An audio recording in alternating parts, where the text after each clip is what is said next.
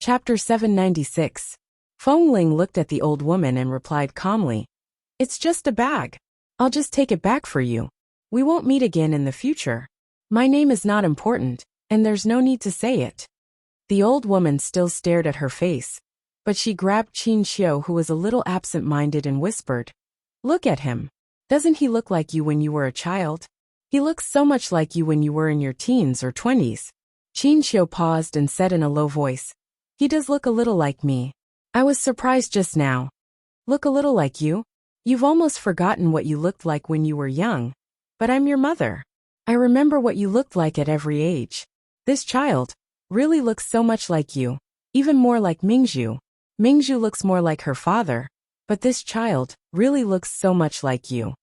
The old woman grabbed Qin Xiu's hand excitedly and said, "Do you think there's a miracle in this world? Would my poor granddaughter not have? Mom, this is obviously a boy. Although he looks like me, I'm a daughter." Although Qin Xiu also felt a little surprised and excited. After all, so many years had passed, so she calmed down a little. "I know you just thought of these things again. It's not that there are no people who look like me in this world. But in the vast ocean, there was no chance that the child could survive at all. If it weren't for this, how could I have been chanting sutras and worshipping Buddha all these years? I just wanted to release my poor child from purgatory. But my child is a daughter, a lovely little princess. Mom, don't think a person who looks a little like me is a miracle. No, he really looks like you." The old woman was still very excited, and her eyes were fixed on Feng Ling. Being stared at by this old woman, Feng Ling's hair seemed to stand on end. She couldn't tell what she was feeling. This was different from the killing intent and hostility in the eyes of any enemy she had ever seen. She wouldn't feel anything for those kinds of enemies. But now, goosebumps all over her body seemed to be falling off. "Child." The old woman pushed Qin Xiu away and walked toward her tremblingly. She reached out to hold her hand, but Feng Ling abruptly moved her hand back and looked at the old woman in front of her warily and keenly. Even though she was an old woman, she still disliked the touch of strangers. Seeing that the child in front of her didn't seem to like being touched, and that her eyes were very cold and sharp, the old woman relaxed a little. However, she still stared at her face back and forth, as if she had long forgotten that her bag was beside her. She only looked at her face and asked gently, "Child, how old are you this year?" Feng Ling paused and replied, 16. 16 years old? Feng Ling nodded and saw a flash of disappointment and heartache in the old woman's eyes. 16 years old. The old woman sighed. "That's even more wrong. My granddaughter should be 17 years old according to her birthday." Feng Ling didn't speak. She wasn't very sure about her age. After all, she had been living with wolves in the jungle before she was 5 years old. At that time, she didn't know that 365 days was a year. In the jungle, only the sun rose and the moon set. It was impossible for her to count the days one by one. However, when the group of people took her out of the jungle, because she was very thin at that time, they said she was only 5 years old, and set a date for her birthday. However, based on her body's development and height, she wasn't sure how old she was. But it should have nothing to do with what the old woman said. So she just looked at the old woman's melancholy expression in silence. The old woman thought for a while, and then looked up at her face. "But it's really too similar." "Granny, what do you mean by similar?" Feng Ling didn't understand what she meant. Hearing the child call her granny, the old woman's eyes turned red, and she reached out to hold her hand excitedly. Perhaps because the old woman's expression was too excited, and her movements were a little shaky. Although Feng Ling was very sensitive, she still resisted the urge to push her away. However, looking at the old woman's red eyes, she suddenly couldn't be ruthless. She could only hold her hand, and at the same time, the old woman held her wrist tightly. "Are you a boy?" The old woman stared at her face. "How can there be such a beautiful boy? He's fair and clean. He's even more beautiful than a little girl." Before Feng Ling could reply, the slightly younger policeman standing by the side immediately laughed and said, "Granny, you're not praising me. For us men, no matter how old we are, even if we were really tender when we were in our teens, we're still men. We definitely won't allow others to question our gender." When I was in my teens, I was also good-looking. When I heard that I looked like a little girl, I really burst into flames from the bottom of my heart. I was especially angry. I definitely couldn't listen to such words. The old woman paused, as if knowing that she had lost her composure. She had to withdraw her hand, but her eyes still looked at Feng Ling's face with some longing, as if waiting for her answer. Feng Ling hesitated for a moment. She had always regarded herself as a boy to the people she was familiar with. To an outsider she had never met, of course, she couldn't rashly tell her secret. Granny, the place I work in only accepts men. If I were a woman, I wouldn't even have the ability to help you chase the robbers. So how could I be a woman? Feng Ling didn't know why she, who had always been cold to others, couldn't bear to be cruel to this old woman. Even her words were a little euphemistic. Qin Xiu came over and held the old woman, who looked a little disappointed. When she looked at Feng Ling again, perhaps because she looked a little like herself when she was young, she really felt particularly close to her. I'm sorry, little brother, my mother was a little excited. Qin Xiu looked at Feng Ling's face and couldn't help feeling a little emotional. But this was really not the time to be emotional, so she said politely, "It's getting late. Have you had dinner? In order to thank you, let's treat you to a meal and get to know each other. I think you should also be Chinese. It's really rare for us to meet in the United States in such a coincidental way. By the way, if it's convenient, please give me your cell phone number so that we can contact each other in the future." Feng Ling said indifferently, "I won't give you my phone number, and you don't need to eat. It's just a small favor. If there's nothing else, I'll go first." With that, she turned to leave, not intending to stay any longer. Chapter 797. Little brother, you see, my mother is already so old. It's rare for her to meet a young man who can make her feel congenial. Qin Xiu looked at Feng Ling's back and said gently, "Let's have dinner together. It won't take up much of your time. Let's eat near the police station, okay? Mrs. Feng hasn't been out of the Feng family for many years. I didn't expect that you came out today to accompany your mother." Suddenly, a voice came from the front door. Sure enough, no matter how old you are, filial piety comes first. In the blink of an eye, Qin Xiu saw the tall and straight figure enter her line of sight. At first, she didn't recognize him, but when she took a closer look, she remembered that she had seen a profile photo on her eldest daughter's phone. She immediately stared at him in confusion and asked uncertainly, "You are Li Nanheng?" Nanheng calmly glanced in Madame Feng's direction and slowly spat out these indifferent words. Mrs. Feng was surprised. "Why are you here, Mr. Li?" "I'm passing by." Nanheng didn't explain much. He casually put his hand in his trouser pocket and said indifferently, "The little brother in front of you is my man." Madame Feng was startled for a moment. She then looked at this extraordinarily handsome man, and at the same time, her gaze fell on the youth who had already walked to her side. After looking at them for a while, her gaze once again fell on Nanheng's face. When the Feng family took Feng Mingzhu to the Li family as a guest, although Mrs. Feng didn't go, she later learned that Nanheng didn't agree to marry her eldest daughter, Feng Mingzhu. The elders of the Li family and the Feng family were more open-minded. Originally, it was just a casual agreement, but the elders on both sides had always kept their promises. Neither side was willing to do anything unkind and unjust, so they didn't want to get married. But she didn't know how the old man of the Li family and the old man of the Feng family talked at that time. In the end, she actually suggested that Li Nanheng should marry her second daughter's cenotaph to the Li family in a few years. This way, it wouldn't be considered a violation of the agreement, and it would also be a perfect explanation for the life of her daughter, who had left before the age of 1. At the very least, this way, her second daughter would not exist at this time. This decision angered Madame Feng for a long time. Her most precious second daughter had passed away before the age of 1. She carefully protected all the clothes her child had worn in the year she was born, and used those clothes to build a cenotaph to commemorate her child.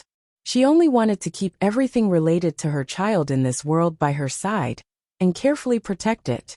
But she didn't expect that the old masters of these two families were so senile. How could they marry off her precious children who had passed away for so many years in such a way? In the past 2 years, this matter had been a thorn in Madame Feng's heart. On the one hand, this Li Nanheng refused to marry her eldest daughter, and on the other hand, this Li Nanheng actually dared to marry her second daughter, who had passed away many years ago. All along, she had been wondering what kind of person this only son of the Li family was. But now that she saw him in person, she found that this Li Nanheng was not some unruly playboy as others said, nor was he some rascal young master who casually joked about marrying her second daughter. On the contrary, this handsome and indifferent man had an unconcealable solemn aura. He was definitely not the unruly playboy she once thought. Such a man who looked like he couldn't be more serious. What kind of tone and mood did he use to say that he would rather marry her second daughter's cenotaph than marry her eldest daughter? Madame Feng stared at Li Nanheng for a long while because her mother had been paying attention to Feng Ling's face. At this moment, she even wanted to go over and hold the child's hand. Madame Feng came back to herself, held her mother by her side, and after thinking for a while, she said politely, "So this little brother is Mr. Li's man. So, he is from your 11 base." The Feng family and the Li family had been friends for many years, so she naturally knew the Li family's background very well. It was not surprising that Madame Feng knew the existence of 11 base.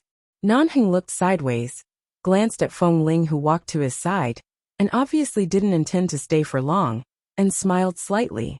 This is Madame Feng, and the one next to her should be her mother. Speaking of this, Nanheng lowered his eyes and said in a voice that only Feng Ling could hear, "What a coincidence, your surname is also Feng." Feng Ling didn't find this coincidence strange. Although in the United States, Chinese people were a minority, and the surname Feng was also very rare. She didn't even know who her parents were, or what her real surname should be. So this coincidence could only be a coincidence to her, and had no other meaning. "Boss, the bags have been brought back for them. Let's go." Feng Ling couldn't resist the various complicated emotions and expectations in the old woman's eyes, and she felt that her heart was inexplicably sour. She raised her eyes to look at the man who was much taller than her. "It's just a favor. There's no need to say too much to them here. Now you know there's trouble? Just now I saw that you were faster than anyone else when you were chasing the robbers," Nanheng said and patted her on the head. Feng Ling. How could they be confused? She didn't usually care about other people's business. If it weren't for the fact that the old woman was struggling and anxious to chase the robbers, she instinctively went forward to help, or she wouldn't have bothered to care about this kind of business. Madame Feng walked up to them with the help of the old woman. "Mr. Li, since we are all acquaintances, and this little brother is also one of your people, we should sincerely thank you. You haven't had dinner yet, have you? Let's have dinner together. It's our treat." Nanheng's hand was still in his trouser pocket. He tilted his head and looked at Feng Ling mildly. "Do you want to eat?" Feng Ling was about to say no when Madame Feng spoke again. "In addition, when the Feng family visited the Li family last time, I didn't go with them. This is also a pity. It's rare to coincidentally meet Mr. Li here today. Let's have a meal together." Hearing that Madame Feng and Nanheng seemed to know each other, and seemed to have some kind of relationship, Feng Ling immediately choked back the words of refusal. She turned to look at the two people, but felt that there was no reason for her to ask what Nanheng's relationship with them was. The moment she turned, she met the old woman's gaze on her. Feng Ling swallowed the words that were about to come out of her mouth. She turned, and her shoulder inadvertently brushed against Nanheng's. She whispered, "Boss, I'll listen to you." Nanheng's cold brows moved slightly. He glanced at Madame Feng indifferently. Chapter 798. Li Nanheng said, "Since Madame Feng is so kind as a junior, if I still refuse, it will be too disrespectful to the two of you. However, the base has a limited time to go back at night. We can't delay for too long. Even if we eat together, I'm afraid it will be too rushed." "It's okay. It won't be too hasty. We'll just eat something nearby. My mother happens to be tired, and wants to thank the little brother, who helped her get her bag back." Qin Xiu smiled, and then looked at Feng Ling who looked calm. "Little brother? Let's go have dinner together. Since Boss Lee had already agreed, Feng Ling had no reason to refuse. She nodded silently and didn't say anything else. The old woman had been looking at Feng Ling's face all the time and wanted to say something. She looked so much like Qin Xiu when she was a child. When Qin Xiu's second daughter was born, everyone said that the eldest daughter, Feng Mingzhu, looked like her father since she was a child. And when the second daughter was born, everyone said that she looked like her mother. How could there be two people in this world who looked so alike? But this child's age was not right, his gender was not right. It seemed that everything was wrong. The old woman did not dare to say anything. But as soon as she saw the child in front of her, she couldn't hide the excitement in her heart. In the police station, she briefly explained the cause and effect of the incident with the robbers, and finally left the police station. Because the old woman was old, it was inconvenient for her to walk too far. There were indeed several good restaurants nearby, so she simply went to a nearby Michelin restaurant. After sitting down, Mrs. Feng, Qin Xiu, answered a phone call. Then her eyes fell on Feng Ling's face and she looked at her with a smile. Little brother, what do you like to eat? Just order it. Don't be too polite. Feng Ling didn't have much smile on her face. She had never sat down to eat with strangers like this before. She just nodded to Mrs. Feng and said lightly, "Thank you, I'll just have a simple meal." Child, there's no need to be so polite. You helped us get our bags back. There's something very important in this bag. It's equivalent to half of this old woman's life. Such a meal is not enough to express my gratitude to you. Please don't be so polite with us. At this time, the old woman also spoke with a smile, looked at Feng Ling tenderly, and sighed with a smile. Alas, maybe it's because we really hit it off. I like you very much. But why did you enter 11 base at such a young age? Although I know many people are not qualified to enter that place, it must be very hard. Is it very tiring? Nanheng asked Feng Ling meaningfully. His voice was indifferent. Feng Ling, it's not hard at all. Life in the base suits me very well. Everyone has their own life. At least, I'm very satisfied with my current life. Hearing such an answer, Nanheng's expression did not change, but the corners of his mouth slightly curled. The waiter of the restaurant came to order, but Nanheng was not interested in ordering. Mrs. Feng and the old woman also insisted that Feng Ling order. So Feng Ling chose 2 light vegetarian dishes on the menu, and then put the menu in front of Mrs. Feng and the old woman. Seeing the 2 dishes that Feng Ling ordered, the old woman said with a smile, "Qin Xiu, this child likes to eat light vegetarian dishes just like you." Yes. Qin Xiu knew what her mother meant by this. Perhaps it was because the boy in front of her really hit it off with them. They were so faded, so alike, and even their tastes were similar. It inevitably reminded her of the poor child who fell into the sea. Qin Xiu didn't want to mention these sad things in front of outsiders, so she looked calm and just said with a smile, "Mr. Li, we've never met, but I can recognize you. I think you probably know the reason." Of course, Nanheng didn't know that Feng Mingzhu had secretly taken photos of him with her cell phone. But he could guess that it was all because of Feng Mingzhu. He didn't answer, but just smiled politely at Mrs. Feng. When the old woman pushed the menu back to him, he lowered his head to pick 2 dishes with a scrutinizing gaze, and then ordered a few kinds of soup stock and light vegetarian dishes for the 2 of them. Feng Ling was not a talkative person. She was usually a very silent person, and at this moment, she would not say a word unless it was necessary. Mrs. Feng first wanted to thank him, and secondly, she wanted to know what kind of person Nanheng was. After getting to know him, the unpleasant thoughts in her heart about this young master of the Li family gradually disappeared. Although she had never intended to marry a daughter who had been dead for many years to someone else, let alone in such an incredible way as a cenotaph, she couldn't reject a person like Li Nanheng from the bottom of her heart at this moment. If the Li family and the Feng family still had this idea, if Nanheng really planned to marry her daughter, who had died many years ago, at least in a sense, it meant that her daughter had always existed in many people's hearts, and had never disappeared. If they really had to go to this step, Qin Xiu thought that maybe she wouldn't hysterically refuse him again. If her second daughter was still alive in this world, she would definitely like such a man. At this time, Qin Xiu received another call, then stood up and glanced outside. She smiled at a certain direction outside and said, "Yes, it's here. Come in." "Who is it? Is Shuku here?" The old woman turned to look at Qin Xiu. Qin Xiu nodded with a smile, and then explained to Nanheng and Feng Ling. "Today, I accompanied my mother out for a walk. My little niece just came back from studying in the UK a few days ago, and returned to Los Angeles today. We made an appointment to meet here, but we didn't expect that a robbery happened, so it was delayed until now. My niece also came to sit down and have some food with us." The old woman said on the side, "Oh, that girl Shuku is too talkative and noisy. Just let her wait at home. Why did you make an appointment here?"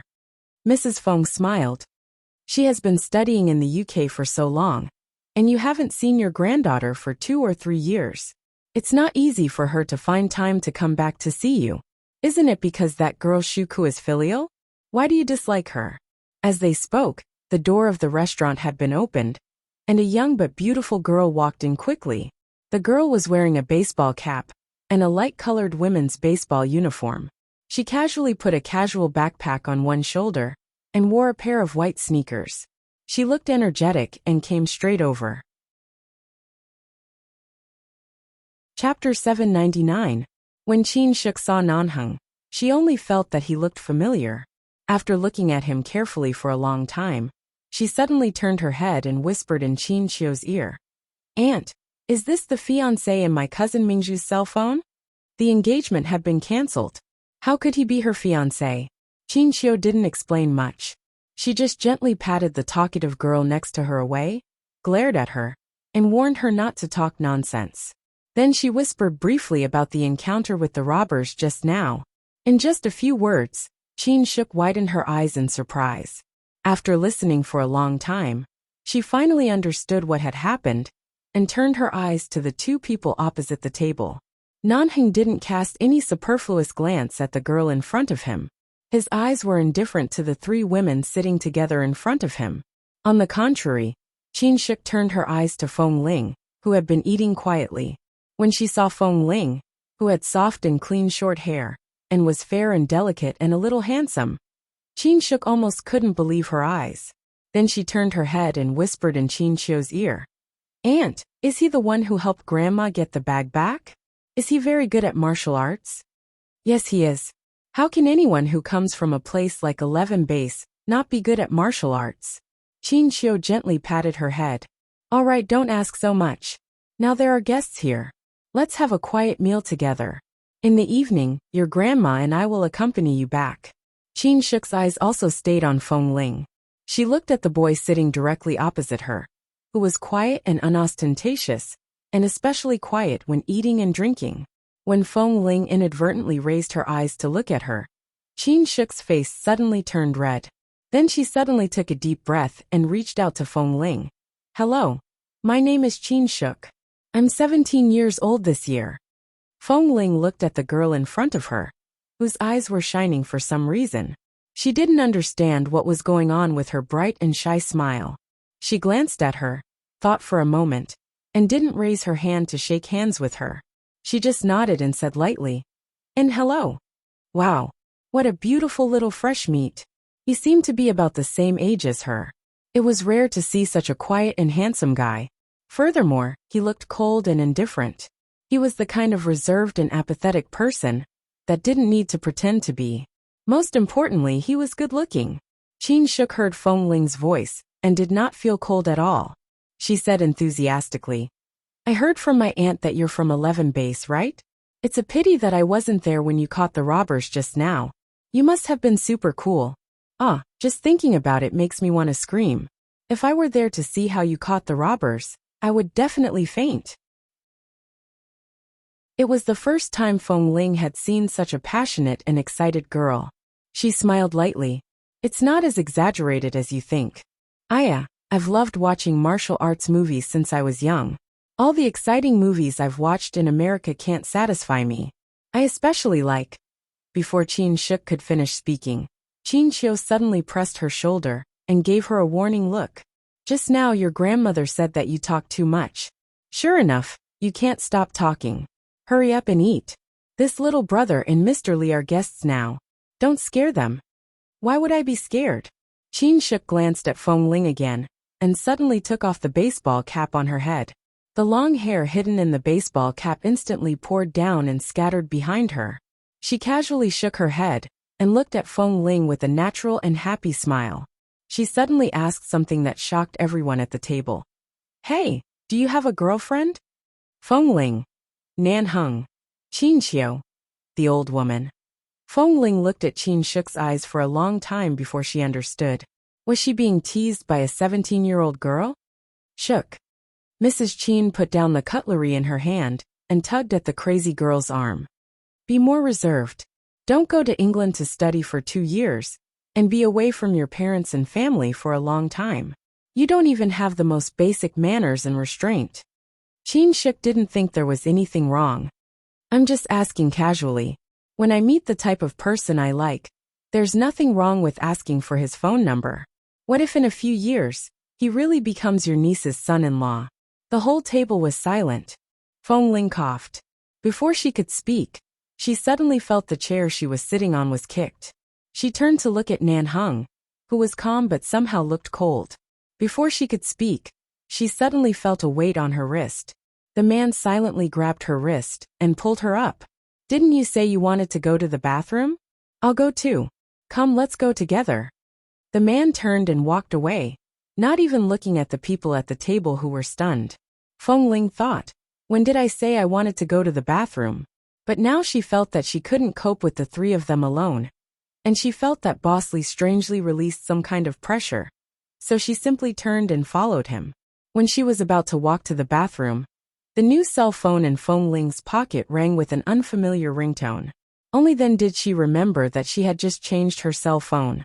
She took out her cell phone, and looked down to see that it was a call from Kay. She was about to pick it up, but the back of her collar suddenly tightened. Nan Heng directly grabbed her collar, and turned her body around to face him. The man leaned over, and his good-looking thin lips almost pressed against her ear. Feng Ling felt that all the hair on her body stood up because of such a close distance. She heard the man's voice was very low, and even carried a heavy warning. How old are you? Don't flirt with everyone you see in? Feng Ling. I didn't do anything. You really didn't do anything. However, Nan Heng remembered that little girl Qin Shuk was full of enthusiasm for Feng Ling, as if she couldn't wait to abduct Feng Ling home to be her boyfriend, and his face darkened. He remembered that Feng Ling had been with those men in the base for the past few years. They were all men, and no matter what they were still brothers. However, as soon as he came out, he met a little girl who was interested in him. What would happen if he came out often in the future? Chapter 800. I'm not interested in that kind of girl. Feng Ling was telling the truth, but it was normal for a man to like a woman. It wasn't anyone's business. Why did Boss Lee have such an ugly expression? Was Boss Lee interested in that Qin Shuk? No way, the girl was not even 18 years old. Boss's taste was too. But thinking about it, Li Nanheng even dared to barge into a man's room after drinking too much, let alone a beautiful girl. After dinner, come back to the base with me. Nanheng didn't show any extra expression because of her words. He just glanced at her indifferently, and then glanced at her back facing the bathroom. Where are you hiding your eyes? Have you never been to the bathroom? Feng Ling had never been to the men's bathroom. When she was in the orphanage, she also had a small room by herself. There was an old bathroom and toilet in that abandoned building. Fortunately, there was no one else living in that building, so she had her own space. After arriving at the base, each room of the base members had an independent bathroom. She didn't go to the bathroom often, and usually went back to her room to do it. When she went out, even if she had a task, she would go far away and make sure no one could see her. But outside, she really hadn't entered the men's bathroom. Of course, it was not convenient for her to even enter the women's bathroom. It seemed that the only inconvenience for her to disguise as a man was to go to the bathroom. Boss, I don't want to go to the bathroom. If you want to, I'll wait for you outside. Feng Ling said and walked out. However, before she walked out, she suddenly felt a weight on her shoulder. She paused and turned her head, only to see that it was Nanheng, who took off his coat and threw it on her shoulder. "Hold it for me and wait outside." The man's voice was cold. "Okay." Feng Ling still did not dare to look back, because this was already the men's restroom. But there was a row of doors inside that could be blocked.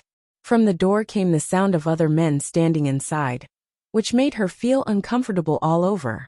She quickly walked out. Seeing Feng Ling running out of the men's bathroom faster than a rabbit, Nanheng glanced at her.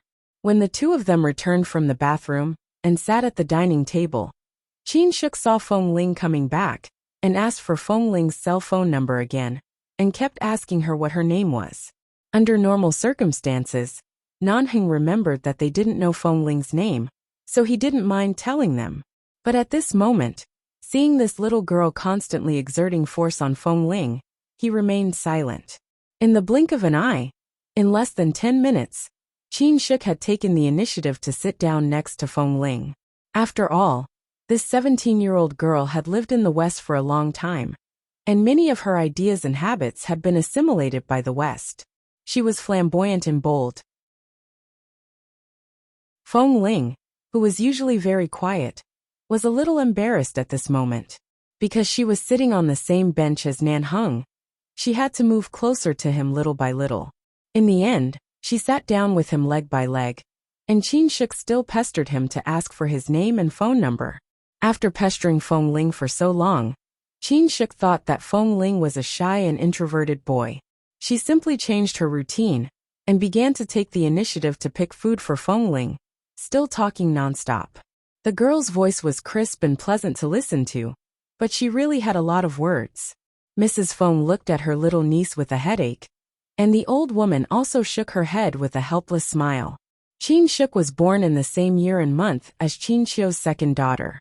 Since her second daughter had an accident at sea, for more than a decade, every time Qin Qiu saw her niece, Qin Shuk, she treated her as her own daughter and doted on her. After a long time, Qin Shuk became more and more unruly in front of her and her grandmother. Not only did they spoil her, but her family also spoiled her. Qin Shuk was used to studying and living alone outside. She was open-minded and careless. It was hard to tell whether this was a good thing or not, but no one could control her temper. Fortunately, this child was not bad. "Little brother, my niece's personality is like this. Since the two of you are about the same age, it is not too much to exchange contact information. In any case, it is also a good thing to make more friends of the same age." Qin Qiu saw that her niece had been unable to get the phone number, so she simply smiled and said something to help. As soon as Qin Qiu finished speaking, the people at the table suddenly felt as if the air around them had condensed. They really felt a little cold inexplicably.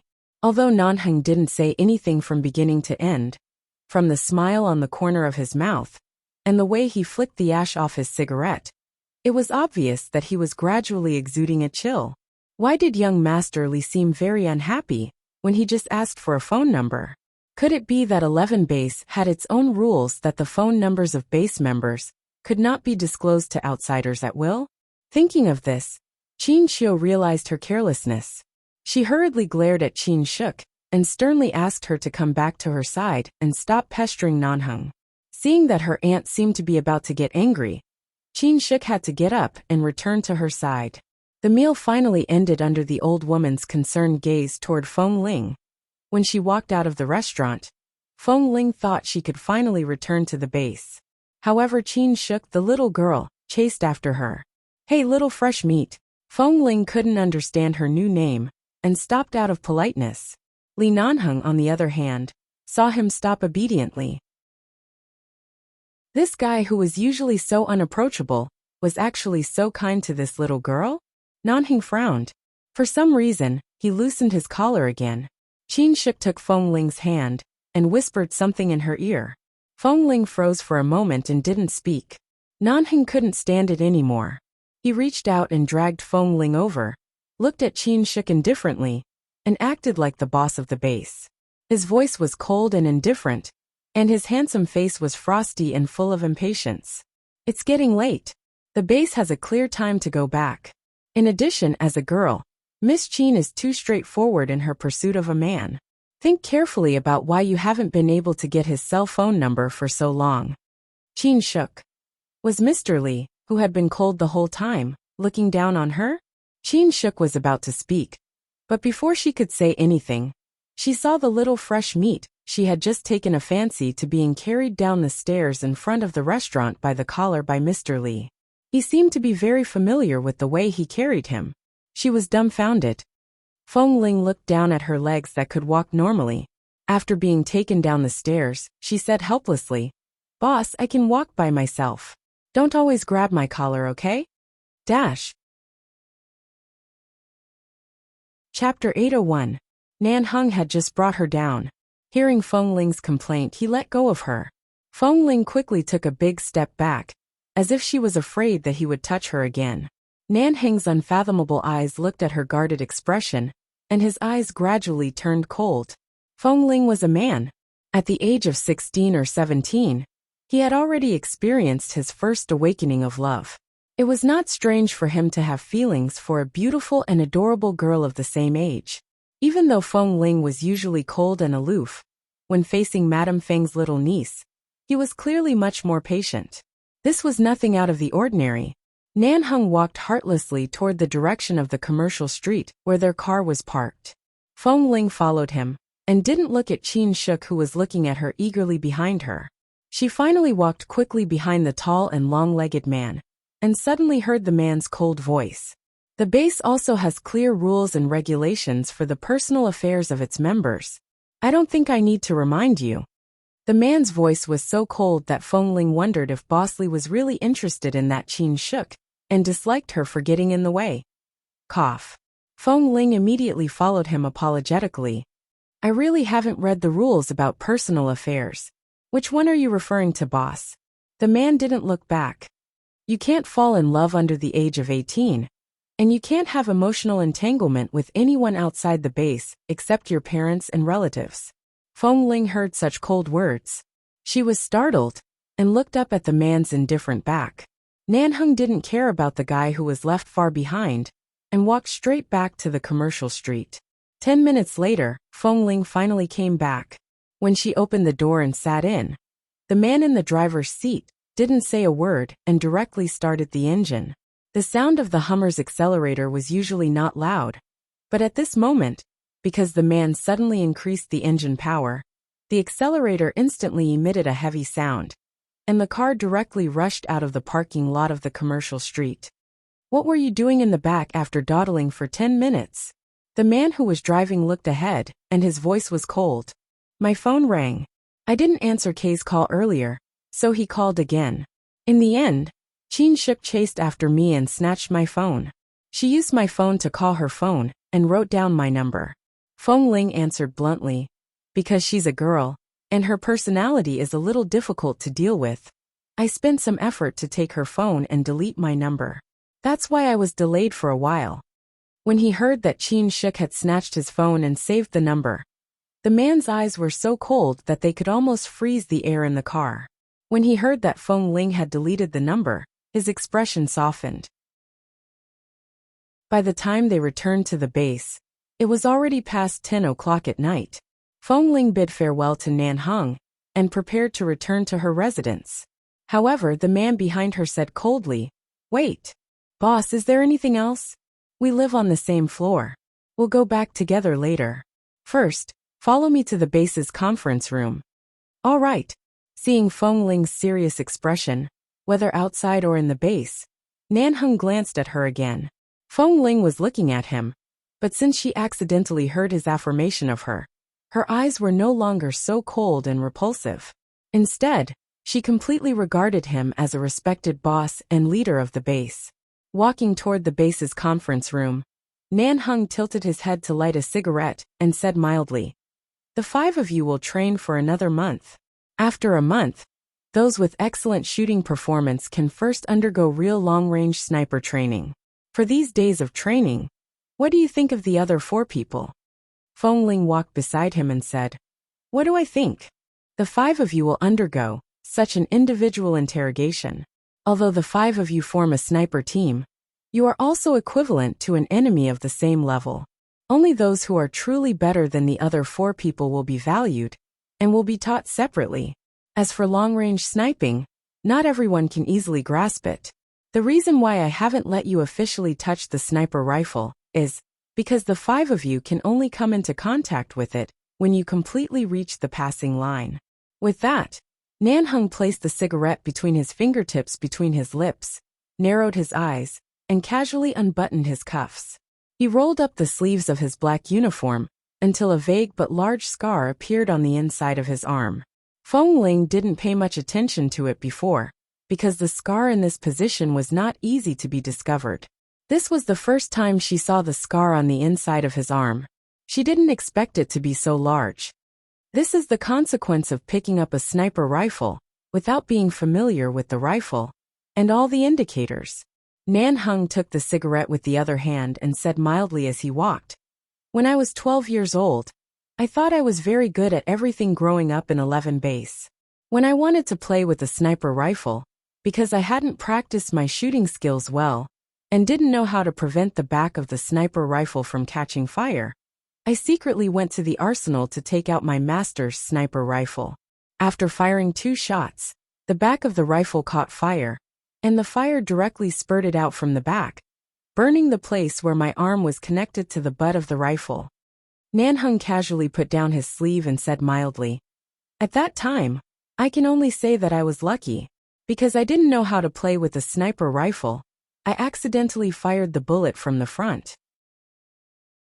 Otherwise, if the bullet was not inserted correctly, it would have directly penetrated my arm from the back, which was equivalent to directly crippling an arm." At the same time, he curled his lips coldly. Burns aren't like other external injuries. No matter how capable the Li family is, and how they invited doctors from all over the world to treat this scar on my arm, in the end, they could only clean up the seemingly hideous sores on the surface of the scar. But if you look closely, you can still see the obvious difference in color between the newly grown flesh and the original skin.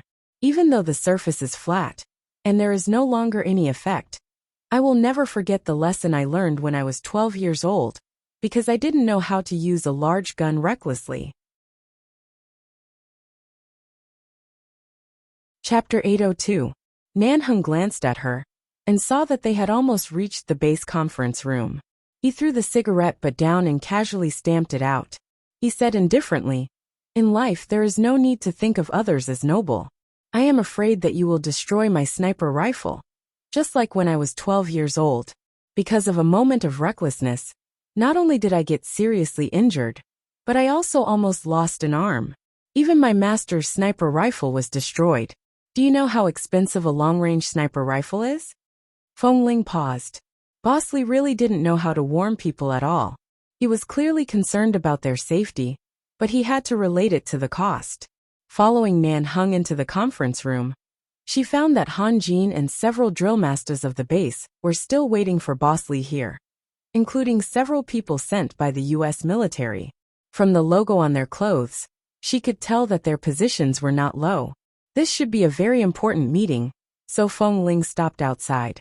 "Boss, I'll wait for you outside." "Don't wait outside. Just go in." "But the people here are all." "Do you think you are a trustworthy member of the base?" "Of course." "Then go in." Feng Ling glanced at him again, but Nanhung had already walked in without looking back. She glanced at him again, paused for only a second, and quickly followed him in. At first, when they saw Feng Ling come in, Han Jin and the other drill masters were indeed a little surprised. But when they saw Feng Ling standing in front of the door and didn't come over to sit down, he looked calm but was obviously a little reserved. It was not difficult to tell that Boss Li let this guy in, not him, so they retracted their gaze. Boss had his reasons for his actions. Since he had allowed Feng Ling to come in, he definitely had his reasons as well. The U.S. military didn't fully recognize these people in charge of 11 base, and only knew to tell everything to Nanhung.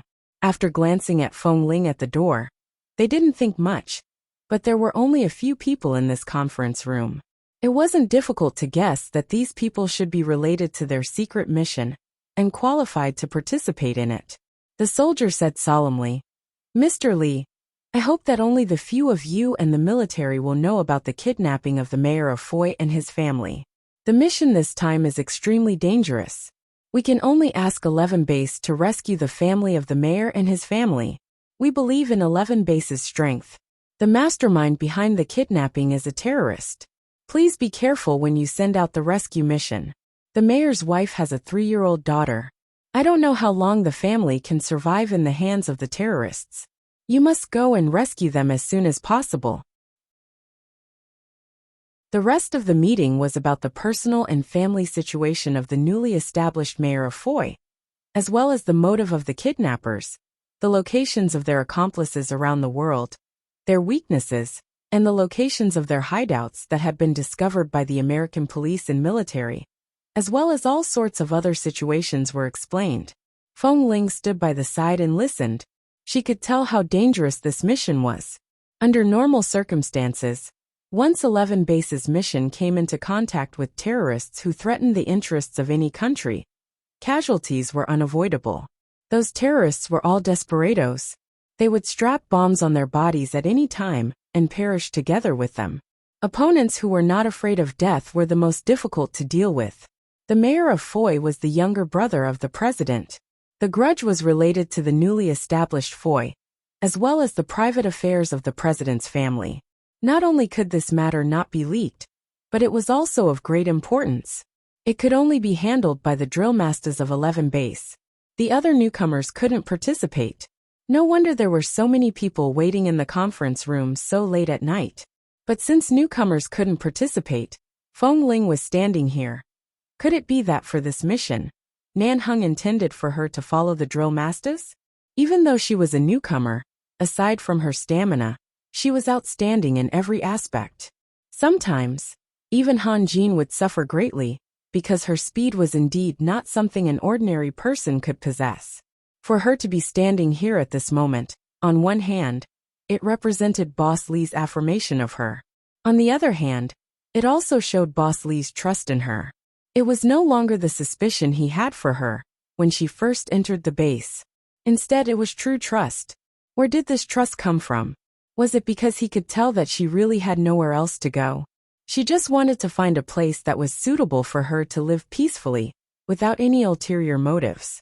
He could tell that she was pure, so he gave her this trust? Or, it was all because of the word trust. After the conference ended, the people sent by the American military did not stay in the base and directly left. Feng Ling stood in the conference room and didn't move. When Boss Li and the other drill masters returned to the conference room, Han Jin saw that Feng Ling was still standing there, smiled, raised his hand, and patted her on the shoulder. Well, Feng Ling, you've encountered such a thing. Boss Li allowed you to stand here and listen. You should understand what boss means. Feng Ling turned to look at Han Jin. I roughly understand. However, I've only been in the base for less than 3 years. Although I've gone on several missions, I've never come into direct contact with dangerous terrorists. I don't know if I'll be a burden to the drill masters. Since boss has allowed you to stay here, it means that you have a place to use your skills. Sometimes, when dealing with those terrorists who are not afraid of death, just relying on brute force is useless.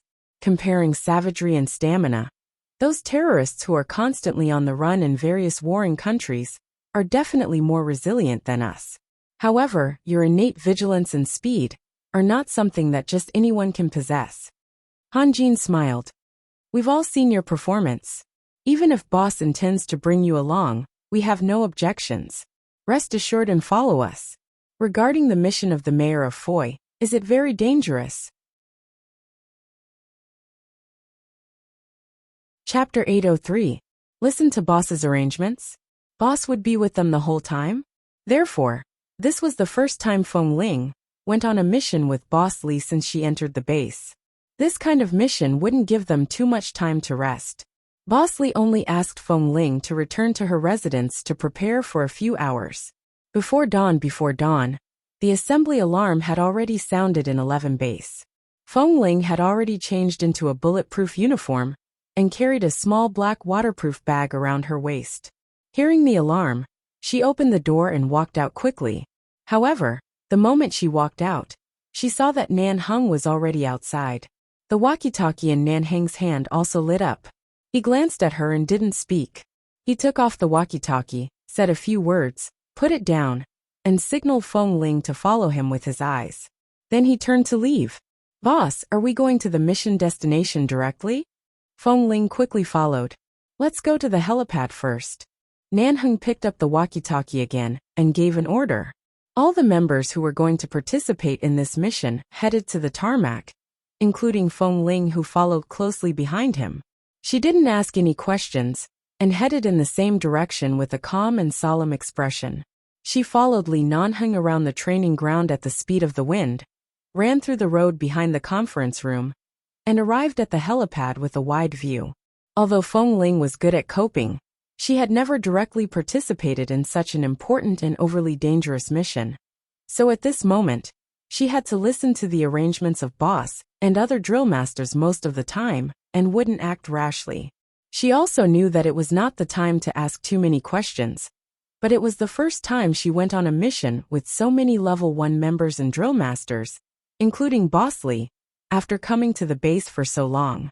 Her heart was beating like thunder before a mission, but it wasn't because she was afraid. She couldn't explain why her heart was beating so fast. The helipad was in the largest open space in the base, and was very close to the signal tower above the base. 10 helicopters were parked neatly in the middle of the open space. Li Nanheng shouted, "Assemble!" All the members stopped in front of the helicopters at an extremely fast speed, and stood in a standard and neat row. At the same time, instructions from the base hall came from the walkie-talkie.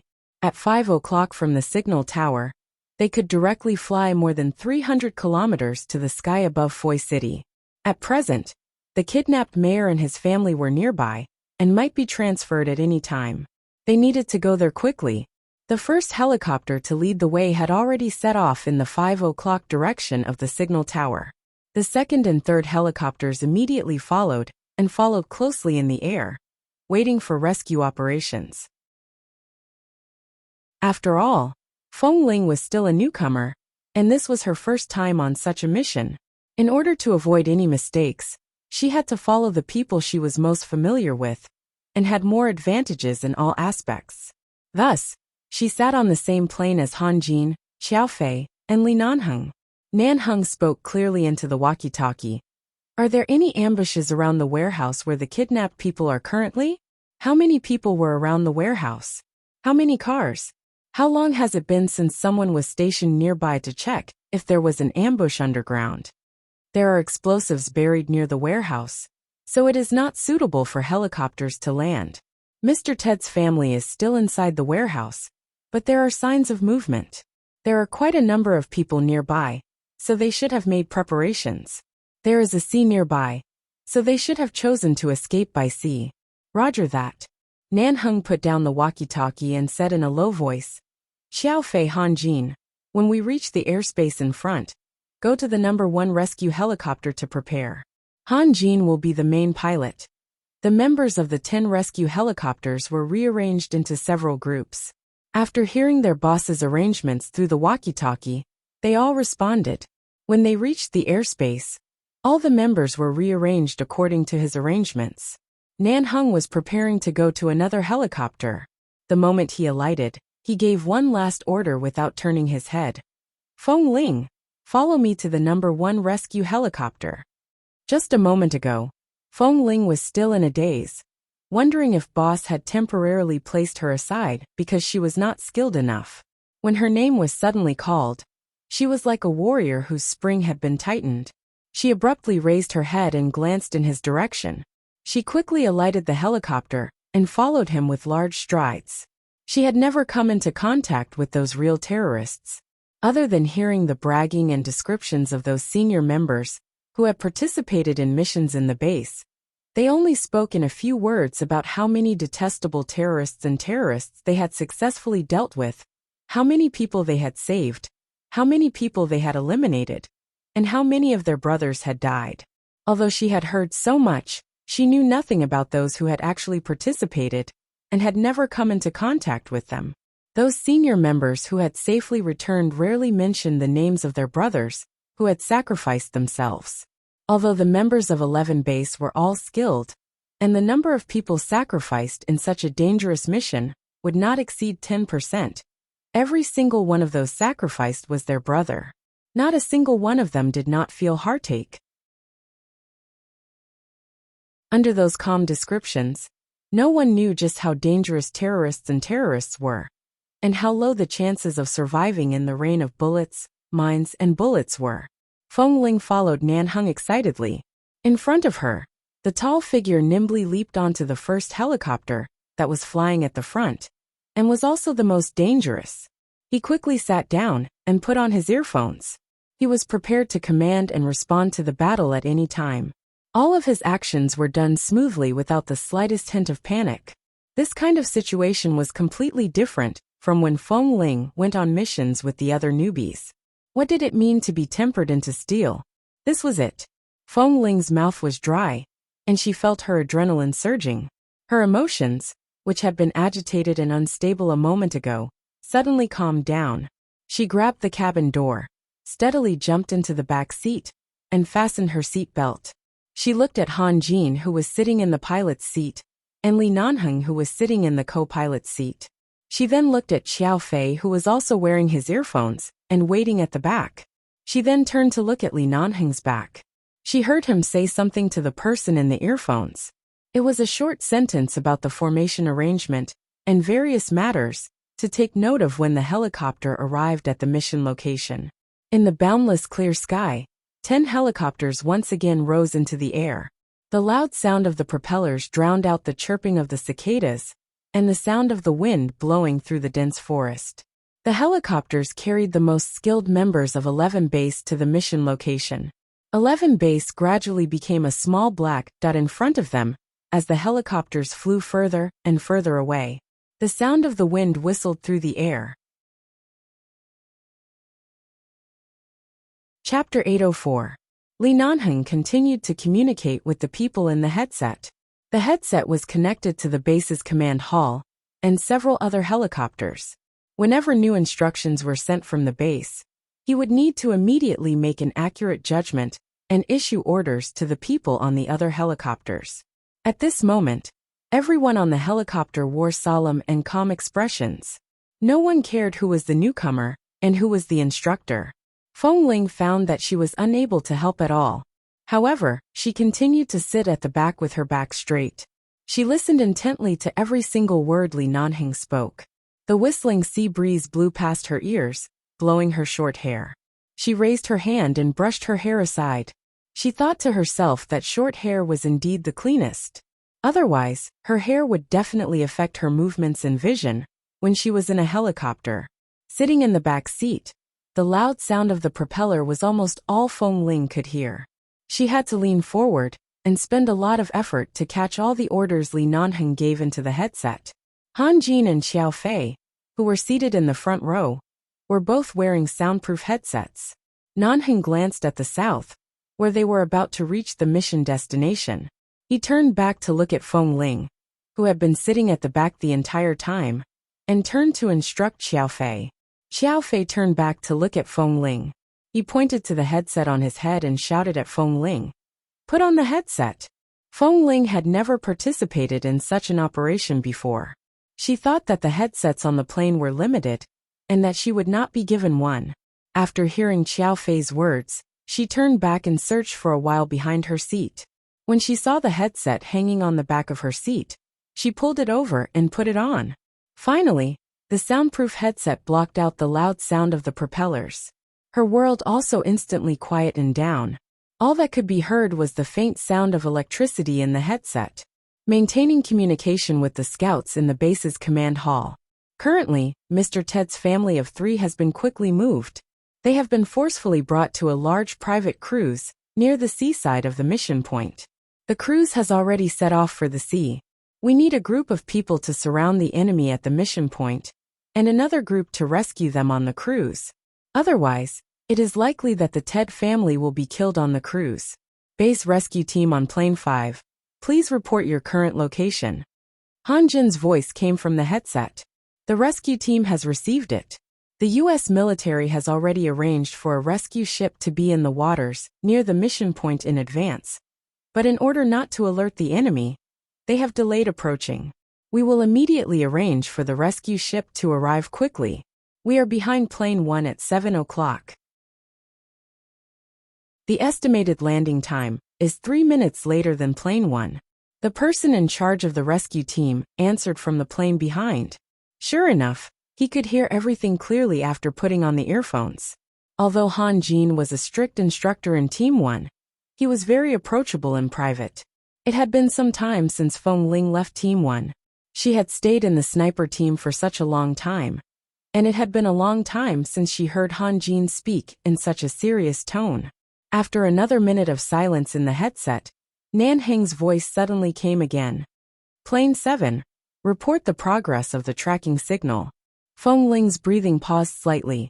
She raised her head to look at the man sitting in the front passenger seat. While operating the position tracker specially installed by the base, he spoke in a steady voice based on Plane 7's short reply. The target mission location has already appeared in our field of vision. Plane 5, head to the sea for rescue. Planes 7 and 8, circle in the air and await further orders. The rest of you, hover in the direction of the target location at 3:30 o'clock. Have a radius of 7 meters and an altitude of 10 meters. The terrorists below had already sensed the approaching danger and had moved Mayor Ted's family of 3 to the sea. From afar, they could see the huge white private cruise ship heading towards the center of the sea. The 7 helicopters approached the most dangerous mission point, which was filled with explosives, and began to descend. While descending, the rescue team from Plane 5 had already flown towards the sea. Looking from afar, they suddenly saw a large amount of black smoke rising from the cruise ship. The smoke spread into the sky, and gradually, a faint glow of fire could be seen on the cruise ship.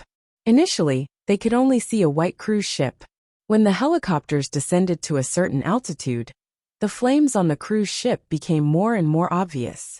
The flames on the cruise ship could be seen clearly. Ted's family of 3, with an ignorant 3-year-old child by their side.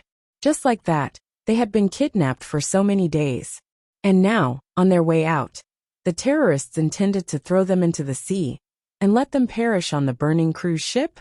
Looking in that direction, Nan Heng suddenly raised his hand to indicate for Han Jin to stop the helicopter on the other side. After descending, he removed his headset and turned back to look at Feng Ling. In the base, you and Xiao Fei are the best swimmers. If anything happens to that family of 3 on the cruise ship, I'm afraid the rescue team won't be able to save them. They have a child by their side, and will need to personally board the cruise ship to bring them down. You and Xiao Fei will cooperate with the sea rescue. Leave this to us. But boss, there are so many terrorists lying in ambush here. Our base didn't send out many people to begin with. Now that Feng Ling and I are being sent over. Xiao Fei frowned. Boss, I'm not sure if you're going to kill us or not. Time is tight.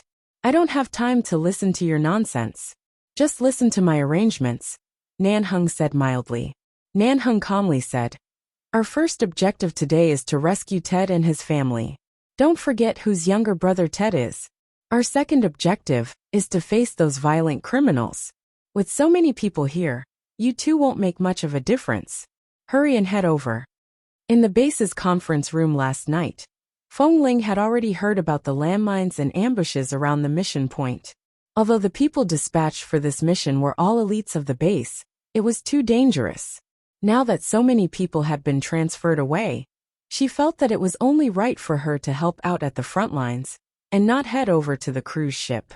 She removed her headset and was about to speak when Xiao Fei directly stood up and opened the cabin door. At the same time he said, Boss's words are in order. At any critical moment, you must listen to Boss's arrangements. Feng Ling, come down with me. Feng Ling paused for a moment before turning to look at Nan Heng. The latter directly tossed 2 life jackets to her and said coldly, I know you're a good swimmer and don't need these things. Put them on first in case you need them. Feng Ling did not speak. She picked up the life jackets and held them in her arms. When she saw that Xiao Fei had already jumped down, she also jumped down. The entire process took less than 2 minutes.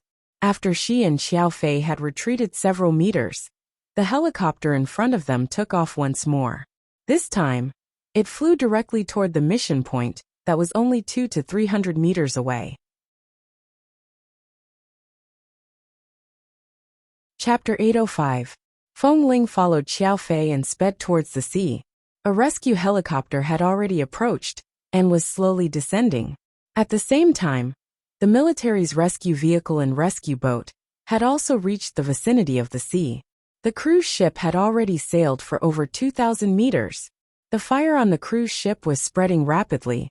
Initially, they could only see thick black smoke and a few sparks of fire. By the time the rescue helicopter descended to a certain height, the flames at the stern of the cruise ship could be seen more clearly.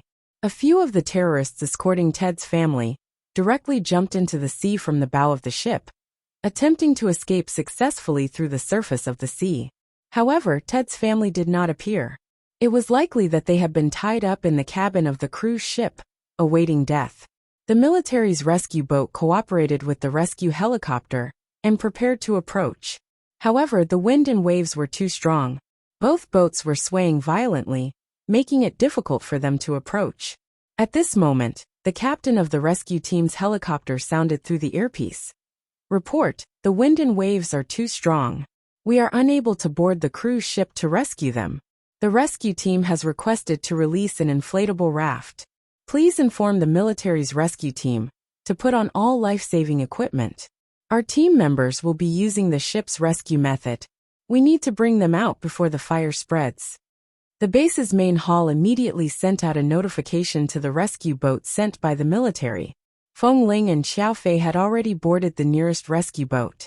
Since the boat was unable to approach, the two of them stared unwaveringly in the direction of the cruise ship, awaiting their next orders.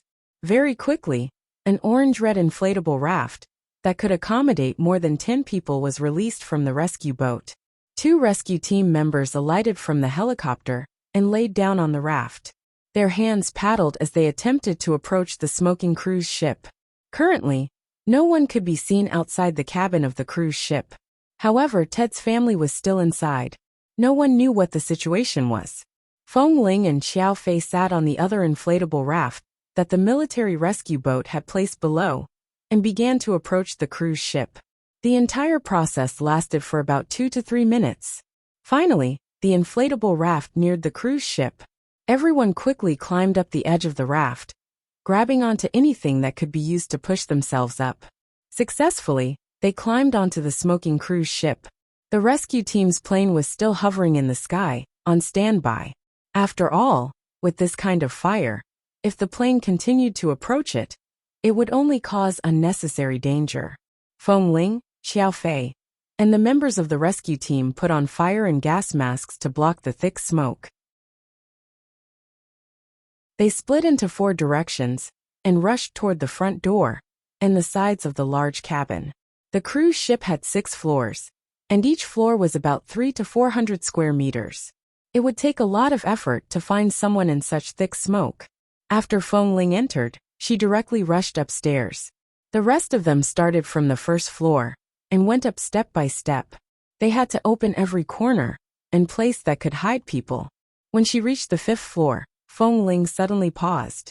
She turned to see a huge wooden box placed on the balcony of the cruise ship not far away. It was almost engulfed by the thick smoke. Feng Ling paused and abruptly rushed over. She kicked aside the chains on the wooden box and abruptly opened the heavy lid. As expected, the Ted family of 3 were trapped inside. A man, a woman, and a 3-year-old child were all tied up. Their heads were covered with a layer of black cloth. The 3 of them had already been suffocated by the thick smoke on the cruise ship and did not even have the strength to struggle. When the black cloth was abruptly removed, the first person to open her eyes was the woman in her 30s. She should be the mayor's wife. When the woman saw Feng Ling, her eyes were filled with fear. She then turned to look at the thick smoke and fire outside. The fear in her eyes turned to plead for help. She glanced at Feng Ling, and then at the frightened child who was choking on the thick smoke and had tears in his eyes. The desire to survive in her eyes was even more obvious than the thick smoke around them. "Don't be afraid, I'm here to save you.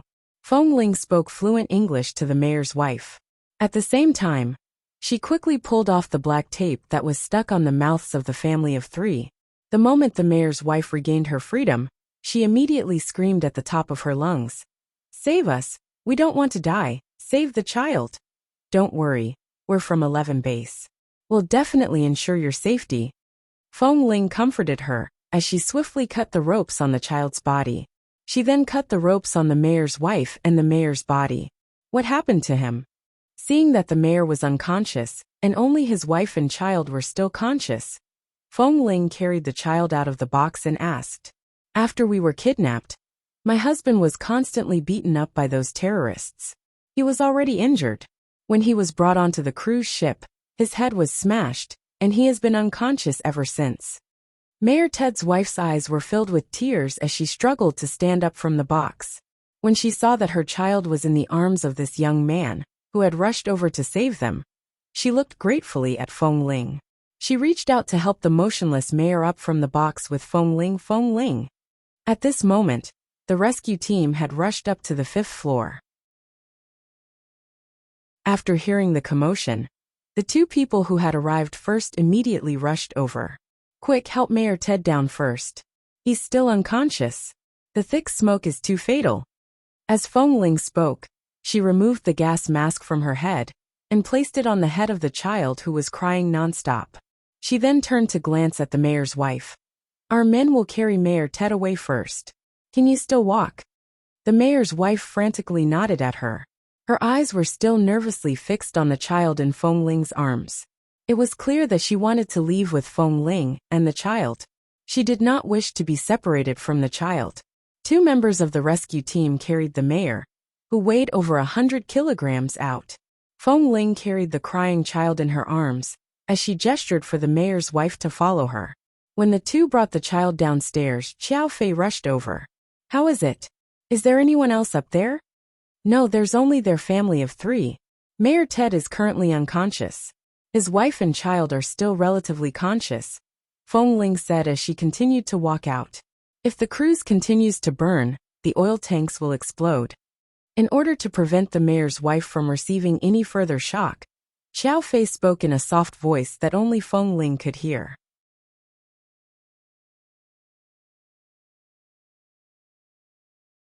Chapter 806. However, just as Xiao Fei was being urged by Feng Ling to get off the cruise ship and onto the inflatable raft, an accident happened. At that moment, the flames from the back of the cruise had already spread to the front of the ship. The entire cruise was about to be engulfed by the flames. Only the mayor's wife remained on the deck with a nervous expression on her face and Feng Ling, who was carrying her wailing child. The mayor's wife looked at the flames behind her and cried out for help in a panic. However, she did not dare to jump into the sea. She was afraid that she would not be able to make it onto the inflatable raft, and that she would be killed if she jumped into the sea. Thick smoke rose into the air, choking the mayor's wife as she coughed and cried.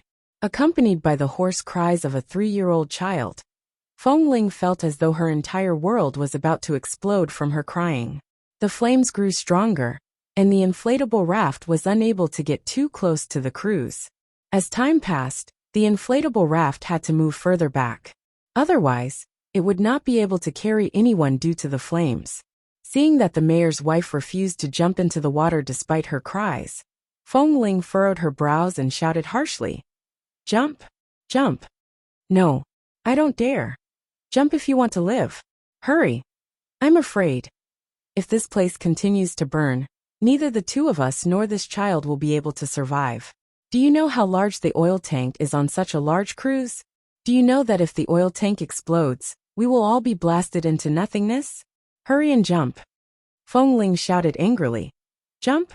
Seeing that the mayor's wife continued to cry and shake her head, Feng Ling angrily held onto her child with one hand and pushed her off with the other. However, the mayor's wife held onto the railing with all her might. She did not dare to jump down no matter what. She screamed, I don't know how to swim. I'm afraid of water. I'm very afraid. I don't dare. Hurry and jump. Xiao Fei, who was on the inflatable raft, could not hear their voices. He did not know why they had not jumped down after such a long delay. As a result, the inflatable raft that was supposed to catch them was forced to move further and further away. It was almost out of the safe distance. Jump! Feng Ling glared at her impatiently. Do you want to die? As she spoke, she took off her life jacket and wrapped it around the child in her arms. Without thinking too much, she threw the child in her arms down. Mayor Ted's wife screamed the moment she saw her child being thrown down. In the helicopter above, no one knew what the people below were talking about, but Xiao Fei's furious voice came through the earpiece. The trapped people refused to jump into the sea. The wind and waves are too strong, and the fire is spreading too fast. The inflatable raft can't get any closer. Request to board the ship and rescue. As Xiao Fei spoke, he reached out to catch the child who had just been thrown down. The child was wearing the life jacket Feng Ling had given him on the boat. The moment he fell to the surface of the sea, Xiao Fei quickly rushed over to catch him. He didn't let the child choke on the water, and directly brought him onto the inflatable raft. At this moment, the rescue team member on the helicopter looked down and frowned. This won't do. The fire is too strong. We can't board the ship in time. It's going to explode.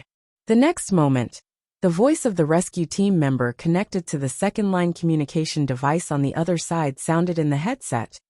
Boss, the trapped people on the cruise ship refused to jump down, and Feng Ling is still on it. If we continue to waste time, I'm afraid the risk will be very high.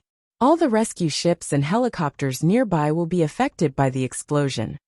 Although Feng Ling was also wearing an earpiece, she could not clearly hear what was being said on the cruise. She could only vaguely hear the sound of electricity. She seemed to hear Li Nanheng's voice, but at the same time, it seemed like she did not hear anything. Even she was about to see stars from the thick smoke, let alone the mayor's wife, who was crying by the side. All of a sudden, Feng Ling seemed to hear some movement. She abruptly raised her head to look ahead. The rescue team's helicopter was approaching without hesitation. She instantly frowned. What were they trying to do?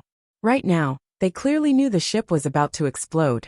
In order to ensure the safety of the other team members, shouldn't they be flying to a safe distance? Why were they suddenly approaching? Following that, she saw the bottom of the helicopter open. A rope ladder was lowered down. The rescue team leader personally climbed down the rope ladder. Feng Ling was stunned.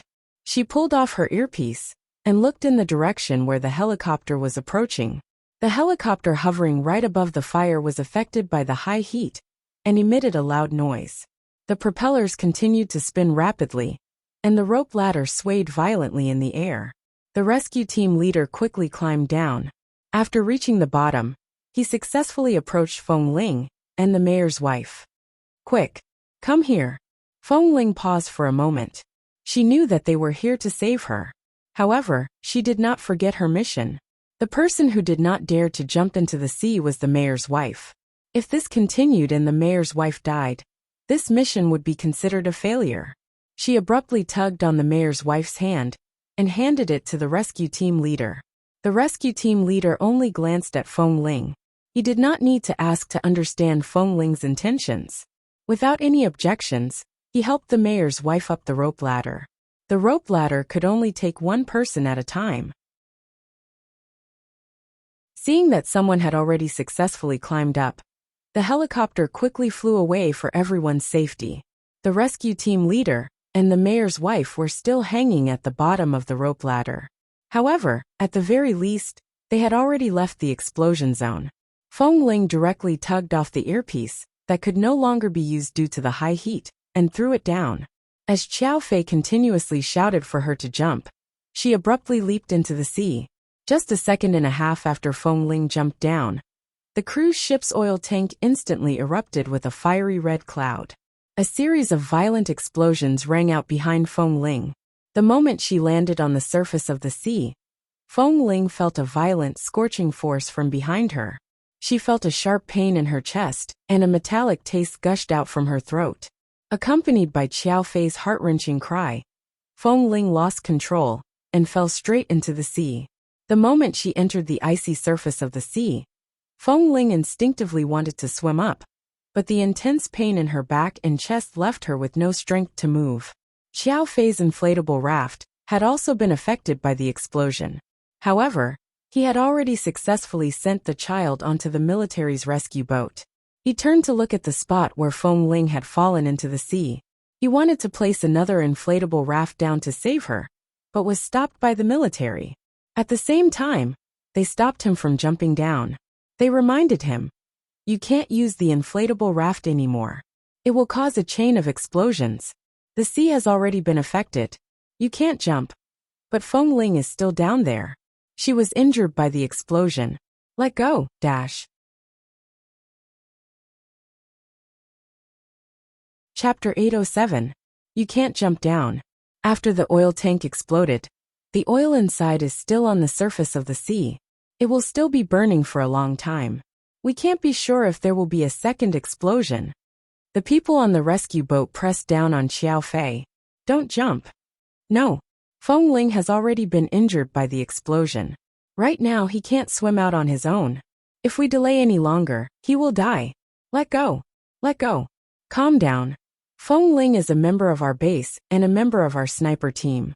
Nothing can happen to him. Xiao Fei angrily pushed the people behind him away. Without saying another word to them, he directly jumped down and headed toward the raging flames on the surface of the sea. Not far away, on the helicopter, the mayor's wife was finally dragged up from the rope ladder. They placed her in the helicopter and began comforting her. However, at this moment, the captain of the rescue team glanced in the direction of the raging flames on the surface of the sea. He frowned and asked, "Can we still get closer?" The member in the cockpit replied sternly, "Captain, we can't go any closer. Earlier, we took the risk to approach, causing the oil tank of the helicopter to be affected. Right now it's in a highly heated state. Just listen to the loud noises coming from the helicopter. If we get any closer, our helicopter will also explode." But Feng Ling is down there. Have you all forgotten what boss said earlier? When the mission ends, not a single person can be left behind. Everyone must return alive, especially Feng Ling, who is a member of the sniper team and a member of boss's training. If he dies in this rescue mission, even if our mission is completed, it will still be a failure. Quick, think of a way to save him. But the flames on the surface of the sea are still gathering. We really can't get any closer. When the captain of the rescue team heard this, he abruptly put on his headset. He frowned and reported the current situation to boss, who was currently fighting with the terrorists. The area where Feng Ling had fallen into the sea was only 2 to 3 kilometers away from the shore. Although it was not deep into the sea, it was definitely at least 70 to 80 meters deep. Those who did not know how to swim would definitely lose their lives here. Feng Ling was a good swimmer, but at this moment, the bones in her body felt as though they were about to fall apart and reform. She was in so much pain that she couldn't move at all. As she sank into the cold seawater, she closed her eyes and felt a terrible sense of suffocation that made her feel an inexplicable fear. She didn't know where this fear came from, and she had never felt that she was afraid of water. But at this moment, an indescribable feeling drowned her like cold seawater layer by layer. However, when she closed her eyes and instinctively waited for death, Li Nanhing's figure inexplicably popped up in her mind. It was as though Li Nanhing was standing in front of her, looking at her sternly and coldly, saying to her, "Swim up. Only the weak would give up their last chance of survival. Swim up." Feng Ling furrowed her brows. Her fingers subconsciously moved, but she discovered that she could not move at all. Xiao Fei was indeed a good swimmer. Because there was a large amount of oil and fire on the surface of the sea, he directly swam in Feng Ling's direction. From afar, he could see Feng Ling's body sinking rapidly. Xiao Fei swam forward in one swoop and reached out to hold Feng Ling's waist. He directly held her tightly in his arms. Under the sea, and because of the oil and fire, it was temporarily impossible to tell which direction to go. He could only forcefully bring Feng Ling to swim in a temporarily safe direction. When they finally broke the surface of the sea, Xiao Fei held Feng Ling with one hand and used the other to forcefully wipe his face. He took 2 deep breaths and turned to look at Feng Ling, who was weakly leaning against him. The body of the youth in his arms was unbelievably soft. Xiao Fei furrowed his brows and called out to Feng Ling, seeing that there was no reaction. He knew that Feng Ling had inhaled too much smoke and choked on water. His lungs were blocked and his breathing was affected. If they delayed any longer, they would really die. However, Xiao Fei turned to look at the position of the sea where he and Feng Ling were. Unknowingly, due to the momentum of the waves and the force of his own swimming, they were already very far away from the coastline. Those useless people who only watched, but did not do anything, had not driven their boats here in time. It was likely that they would not be able to find them in a short time. The rescue team of 11 base was hovering in the sky in the distance, trying their best to find traces of Feng Ling. But right now, Feng Ling's situation was not optimistic. Xiao Fei turned to look at how close they were to the coastline. Then he turned to look at an unknown island not far away. He did not know whether it was an island or a continent, but at least it was not in the deep sea. It should not take long for the rescue team to find it. Xiao Fei wiped his face hard again and directly held Feng Ling firmly. Just like this, he swam in the direction of the island with Feng Ling.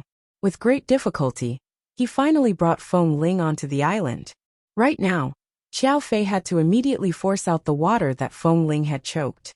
At the same time, he had to perform CPR. He quickly unbuttoned Feng Ling's collar. Just as he unbuttoned the outer layer of her wet clothes, he saw the white collarbone exposed by the youngster. His movements paused for a moment before he continued to unbutton the next button. Suddenly, he saw the white breast-wrapping cloth inside. Just above the breast-wrapping cloth, there was a clear cleavage of a young girl's chest. Xiao Fei was completely stunned. Although he did not see any important parts, just the tightly wrapped breast-wrapping cloth and the vaguely visible cleavage on it, coupled with the fact that Feng Ling was clearly almost 17 years old, but never had a single stubble on her face, as well as all the things that made people feel that she looked like a woman, all of this was confirmed in an instant. It turned out to be a woman, a woman, a woman. He knew that he was clearly not gay, but in the base, especially after joining the sniper team, he always felt an inexplicable urge to get close to Feng Ling. Indeed, opposites attracted, no matter how well she pretended to be a man. But at the end of the day, she was still a girl.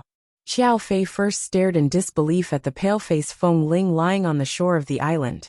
He slowly digested the fact that Feng Ling was a woman. After being stunned for half a minute, he quickly returned to his senses. He unbuttoned her outer clothes again. But in the end, he did not dare to touch her breast-wrapping cloth. Just by looking at the young girl's fair and alluring shoulders, he already felt as though he was committing a crime. Saving her was more important. He could not care so much, and directly pressed hard on her chest through the breast-wrapping cloth.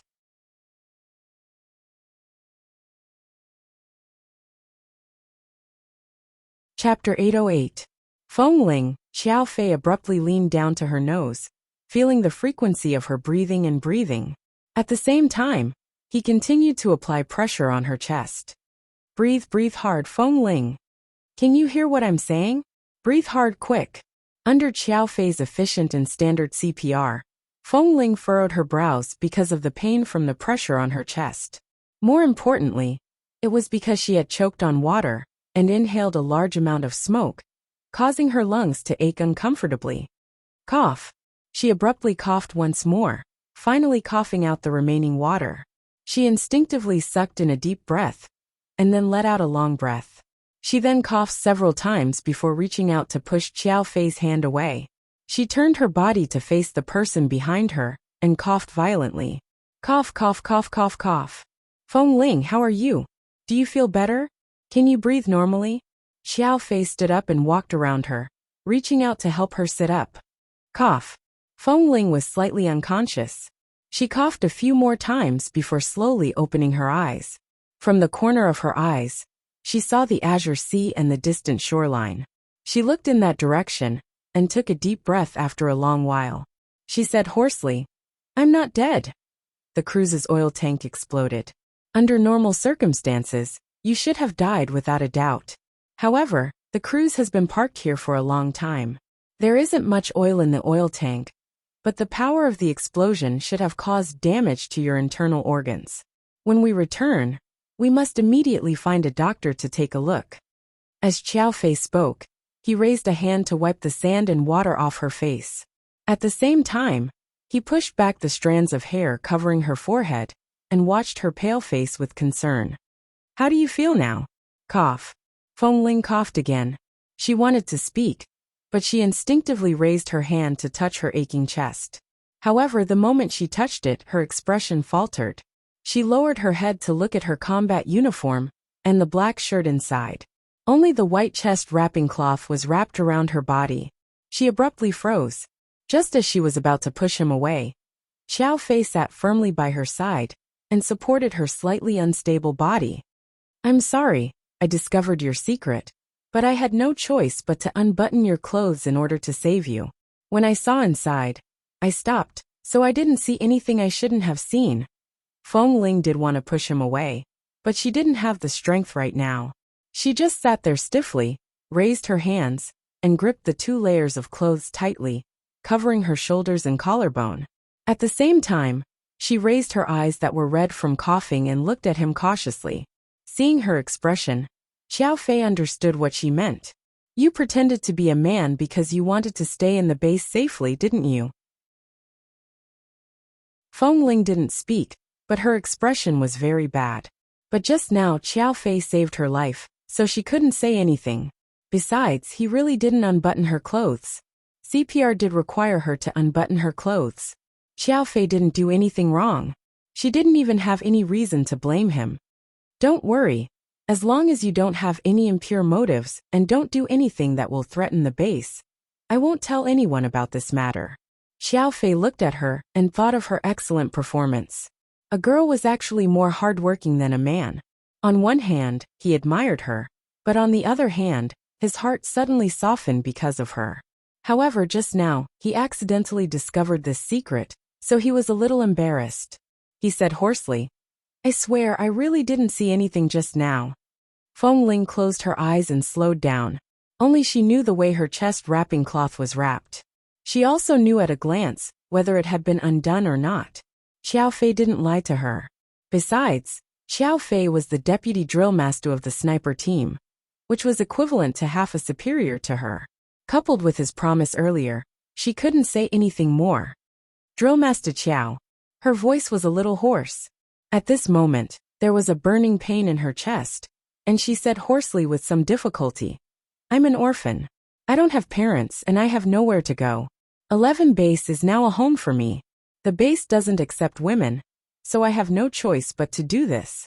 Since you know now, I don't want to explain too much, but please keep it a secret for me. Xiao Fei looked at her for a while and nodded. All right, don't worry. I won't tell anyone. Right now, the most important thing is that you need to go to the hospital immediately. I think boss should be almost done with it. If he knows that we're missing, he will definitely come to take us away as soon as possible. You must hold on. Fengling nodded weakly. She had inhaled a lot of smoke on the cruise ship. That kind of smoke was very fatal. She had held on for so long. But in the end, when she needed fresh air the most, she fell into the sea and choked on a lot of water. She knew that her condition was very serious. If she didn't see a doctor, there would probably be a lot of sequelae, and she might even need to have a lung operation. But no matter what, at least her life was saved. At the moment when she fell into the sea, she didn't think that she could come back alive. But now that she had survived, she certainly wouldn't allow herself to die casually. This place is not far from the coastline. They will soon find us along the road. Let me help you find a comfortable place to sit for a while. Xiao Fei reached out to help Fengling up. There were several obvious reefs on the side of the island. After helping Fengling sit down, he also sat by the side. Fengling sat on the reef, fastening the buttons of her shirt with some difficulty, while looking expressionlessly at the thick smoke that had yet to dissipate near the coastline in the distance. Seeing that Fengling seemed to be struggling to fasten the buttons, Xiao Fei knew that she was a woman and was embarrassed to touch her again. Earlier, when he helped her up, he didn't dare to hold her waist and only held her arm to help her to the reef. After all, this position was very obvious and could easily be discovered by the helicopter. Right now you feel that your lungs hurt when you move, right? Do you want me to help you? Xiaofei sat by the side and asked. Seeing that Feng Ling's movements paused, Xiaofei coughed awkwardly and explained. In any case, I'm just helping you fasten the buttons and zipper. I don't have any impure thoughts. I just think that it's too strenuous for you to do it yourself. Chapter 809. Xiaofei watched her. He saw that Feng Ling had been staring at the smoke-filled sky, but she did not speak. Actually, he had many questions he wanted to ask. For example, she was a young girl. How did she manage to survive in the all-male 11 base? After all, in the past, he was in Team 2, and was not in the same team as Feng Ling. He could only notice this beautiful and clean young man during training and some missions. At that time, he had a deep impression of her. Later, when he joined the sniper team, he paid special attention to her. At that time, he thought it was because this young man was too young and too outstanding, attracting his attention. Later on, he could not help but want to show concern for her, or give her a few more pointers. He even thought that he was really interested in a beautiful man. But now, he finally confirmed that it was nothing more than the attraction of the opposite sex. No matter how well she dressed up as a man, she was still a woman in her bones. It was inevitable that he would be attracted to her. Right now, he could not imagine how a girl could survive in a place with so many men. There must be many inconveniences. How did she manage to survive? More importantly, she had not been discovered at all. It was one thing if others were confused, but how could the usually calm, decisive and observant Boss Li not discover it? But thinking about it, Boss Li had been away for 2.5 years. He had only interacted with Feng Ling for 3 to 4 months. Their usual contact was only during training. It was not strange. What's the situation over there? Feng Ling looked in the direction of the coastline and asked hoarsely. There are so many terrorists there. Are you sure there won't be any problems? We don't have many people, and there's an ambush. You should worry about yourself first. If the people in the base are wiped out because of these terrorists, then the two of us probably won't be able to leave this island in the short term. Firstly, you're injured. Secondly, there's still a long distance from here to the coastline. No matter how good you are in the water, you might not have the strength to swim back. Xiaofei sighed with a smile. In that case, we can only wait here to starve to death. And your lungs need to be taken care of. Staying here for too long won't do you any good. Feng Ling looked over quietly, raised her hand to touch her chest and lungs, and did not speak again. Don't worry. Usually, Boss and Han Jin don't have many missions at the same time. It's rare for Boss to lead the team in person. There won't be any problem. The elites of the entire 11 base are here. If something can go wrong, then we can just cancel our base and go back to playing house. Xiaofei said as he watched her touch her chest. What's wrong? Is it very painful? Feng Ling shook her head. I'm fine. I'll be fine in a while. She was clearly still a young girl, but she was so calm and indifferent as if she shouldn't be at this age. Not to mention that she usually went through wind and rain. She still didn't have the slightest bit of complaint or cowardice. If it were any other ordinary girl, not to mention saving people, she would probably cry for her parents after falling into the sea for a while. Xiaofei removed his jacket and laid it on a flat spot on the reef behind Feng Ling. If you're really uncomfortable, why don't you lie down first? No, I'm fine. Don't try to be brave at this time. Any man will feel pain in his internal organs after being affected by the explosion. Not to mention you are a girl. Feng Ling turned to look at him calmly. Deputy Drill Master Qiao. Just pretend that you didn't find anything just now. I am a man, a member of 11 base, not a girl. Xiaofei's breath stopped. Seeing her determined eyes, he sighed slightly. All right, lie down first. Just like before, you are the deputy drill master, and I am a member of the sniper team.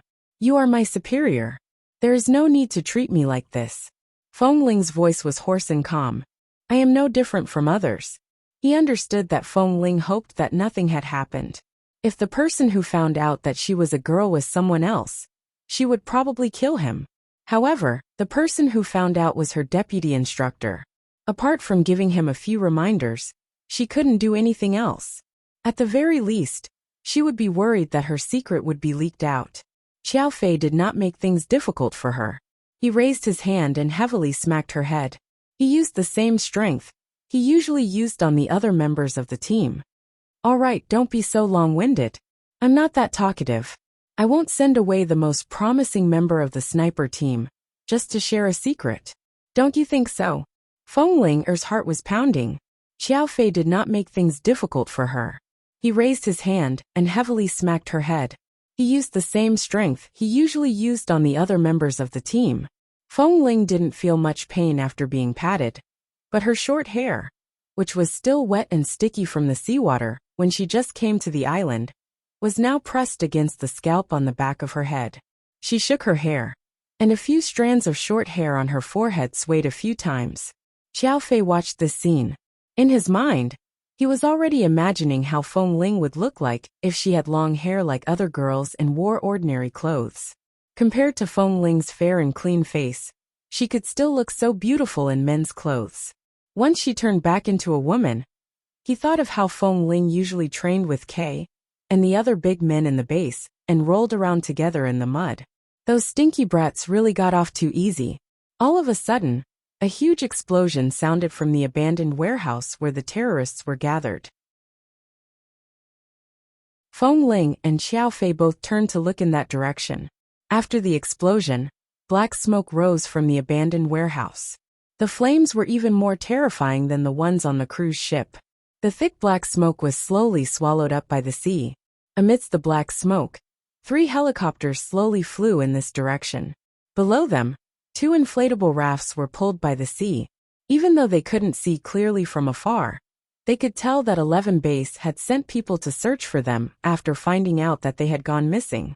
The location where Feng Ling and Xiao Fei were sitting on the reef was very obvious. The helicopters passed through the thick black smoke and instantly discovered the small island in front of them. They directly flew over. When the helicopters approached and were about to land, the large propellers stirred up the surrounding wind and steadily landed on the island. Everyone on the 3 helicopters disembarked. Feng Ling turned back to look at the helicopters behind her.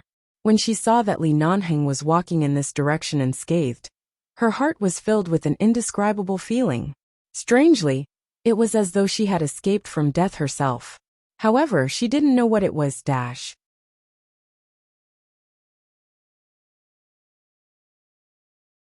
Chapter 8:10. Feng Ling was about to stand up on the reef, but as soon as she got up, she staggered because of the sharp pain in her back and chest. Xiao Fei, who was standing to the side and preparing to jump down from the reef, quickly reached out to support her. He then lowered his head to look at her, using his eyes to ask if she could hold on. Feng Ling shook her head calmly and said in a low voice, "I'm fine." "You're hurt." Nanheng came over, glanced at Xiao Fei's action of holding Feng Ling's arm, turned his eyes away, and looked at Feng Ling's pale face. "The rescue team said you were injured on the cruise ship and disappeared after falling into the sea. Xiao Fei jumped into the sea to save you. How are you? Is it very serious? Why did you drift to such an island? Were you far from the coastline just now?" Before Feng Ling could speak, Xiao Fei directly said, "Boss, I'm fine." In order to save the mayor's wife, Feng Ling accompanied her on the cruise for too long. At that time, she even gave her life jacket and gas mask to the child, causing her to inhale a large amount of smoke. Later, she was affected by the explosion. I think her injuries are indeed serious. When we return, we must immediately send her to the hospital for a checkup. It's not as serious as Deputy Drillmaster Qiao said. "Boss, I'm not." Before Feng Ling finished speaking, Nanheng heard her hoarse and abnormal voice, and his face darkened. Without listening to her nonsense, he turned back and ordered someone to help her and Xiao Fei down from the reef. When Xiao Fei let go of Feng Ling's hand, he glanced at her. Seeing that she had put on her clothes again, he didn't see anything wrong with her, so he boarded the helicopter with ease. Feng Ling, on the other hand, was different. She was seriously injured. Earlier, Xiao Fei had been supporting her. Right now, Feng Ling was struggling to even take a few steps. It was clear that she had been injured by the explosion. It was just that the flames from the explosion did not directly reach her body. Thankfully, it was the sea below. Otherwise, Feng Ling would have been charred black. Even her hair would have been burnt off.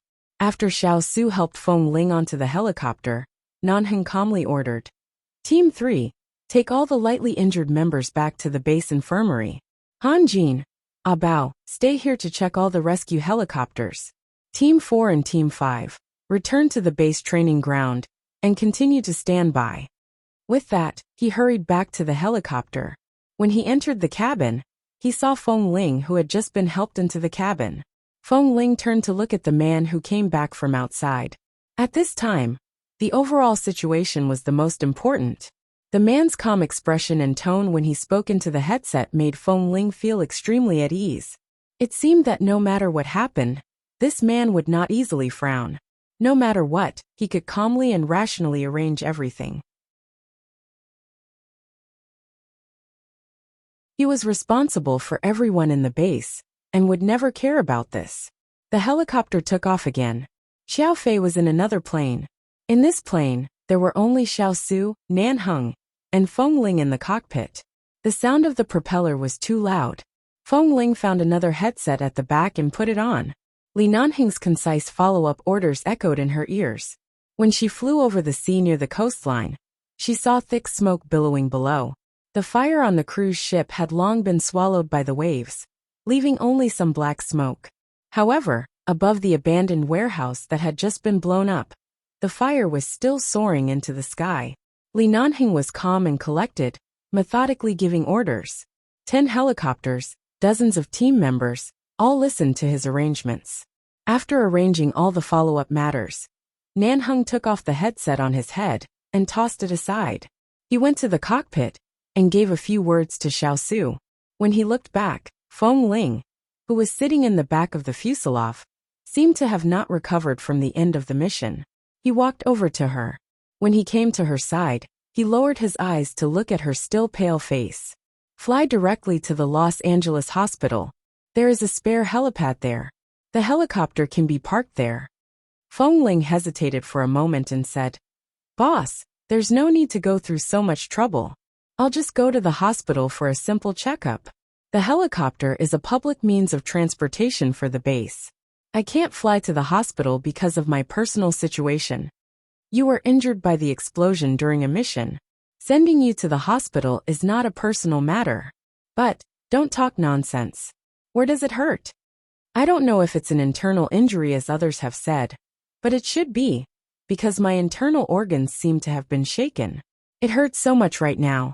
Feng Ling looked at his serious and calm eyes, and instinctively answered truthfully. The oil tank on the cruise exploded. You're lucky you didn't die on the spot. Go to the hospital for a checkup first.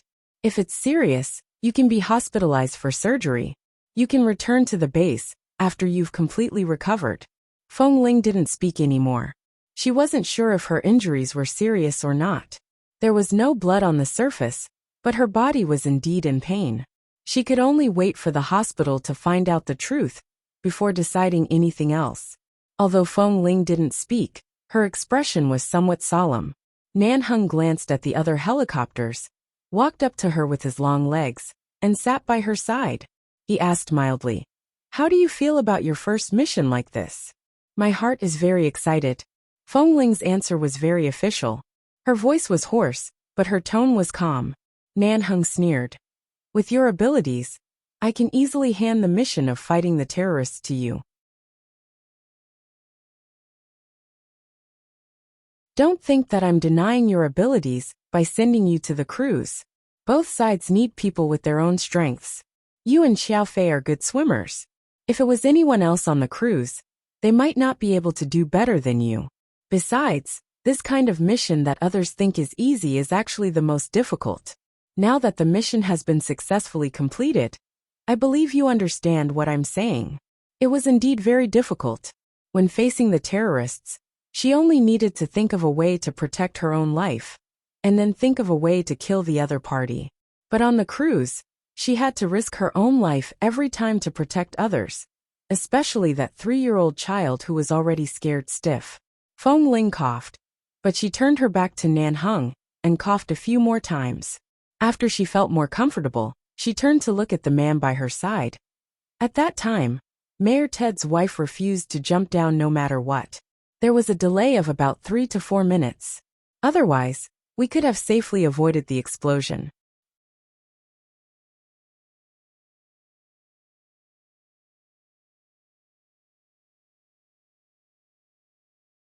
Chapter 8:11.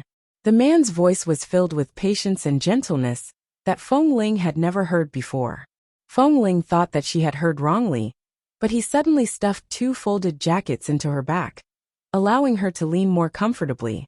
The man's movements were also natural, as though this was a normal thing. Feng Ling was startled and looked at him. Li Nanheng glanced at her calmly. "What are you looking at? The base has always treated the wounded on missions so humanely. You're already injured. I can't mistreat you anymore." Feng Ling. "Boss, would it kill you to say something nice? Or would you die if I told you to do more heartwarming things?"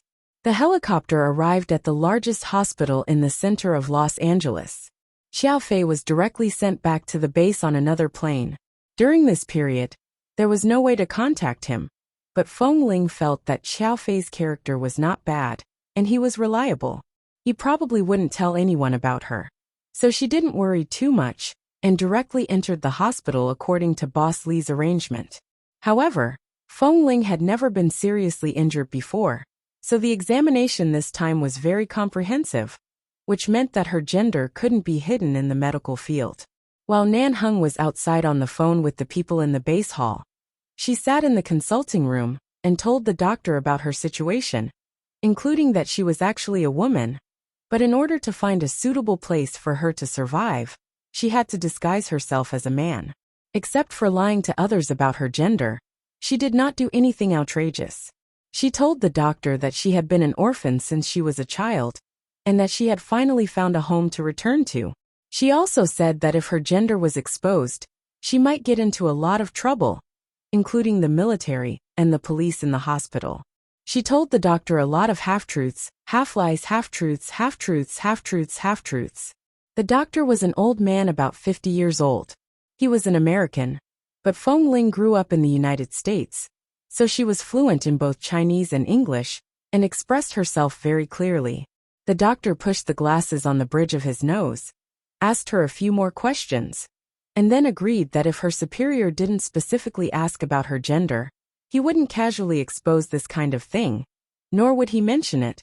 But if her superior specifically asked about her gender, he wouldn't lie and could only answer truthfully. To receive such a reply was already a very good result for Feng Ling. After all, she was not related to the doctor, and it was her first time meeting him. The doctor did not even know her background. The only thing she could do was not to stir up trouble, but at the same time, she could not deliberately lie. That would depend on her own luck. Feng Ling's lungs were indeed affected by the smoke, but it wasn't as serious as she had imagined. She didn't need to undergo surgery, but she still had to be hospitalized. She would have to rest in the hospital for at least a week. Hearing that there would be no surgery, Feng Ling's mood instantly relaxed. She was not afraid of surgery, but she was afraid that after the surgery, she would be unconscious because of the anesthesia. If Boss Li helped her change her clothes in the ward, or lifted the quilt to wipe her body, he would definitely find out that she was a woman, and then she would really die. Feng Ling's eyes lit up. That day, Feng Ling was left in the hospital. After Nan Heng confirmed with the doctor that there was no major problem with her, he first went to the ward to take a look. At that time, Feng Ling was sitting on the hospital bed doing an aerosol inhalation. She held an aerosol machine in her hand and stuck it to her nose and mouth, constantly inhaling the drug gas. Because she had choked on water earlier, Feng Ling still felt pain in her throat and nasal cavity. The doctor had previously said that this was a normal phenomenon, and that it would no longer hurt in 2 days. The military has gone to the base.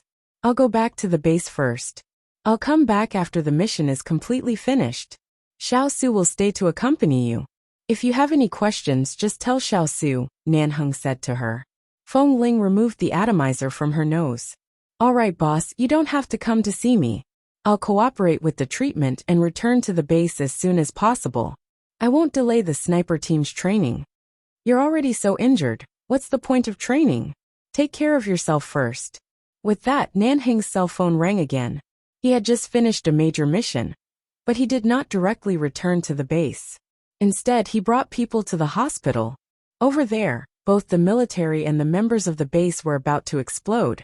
Nanhing's expression was cold and heavy. He picked up his cell phone and turned to walk out. Fengling watched as he closed the door and did not speak. She continued to pick up the atomizer and put it between her mouth and nose. The sky gradually darkened. Xiaosu pushed the door open and came in. He saw that Fengling had already finished the atomizer and was leaning against the hospital bed, looking at her cell phone.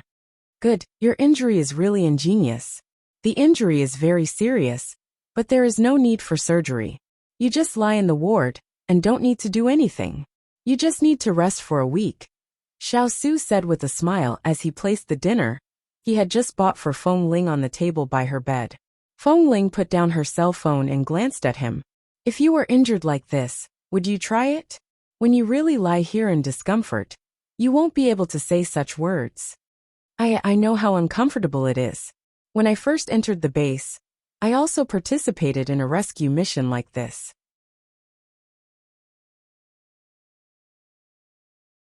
At that time, in a 30-story building, there was a fire, and there was poisonous gas in the room. I inhaled a lot of it at that time.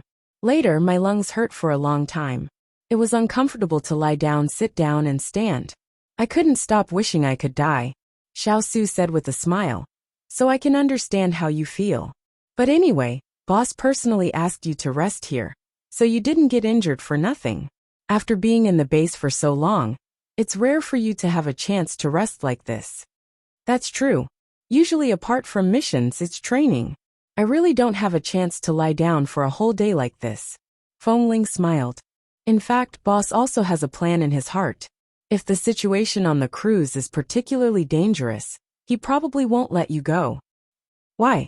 Isn't it because I'm good at swimming that he allowed me to go? Xiaosu shook his head. In the most dangerous situations, boss will personally go. Just like the terrorists we faced today. Every one of them had guns and bombs in their hands. In the warehouse, there are also various firearms bought from the underground mafia. That includes the ambushes all around us. That is the real danger. Xiaosu shook his head. Fengling looked at him.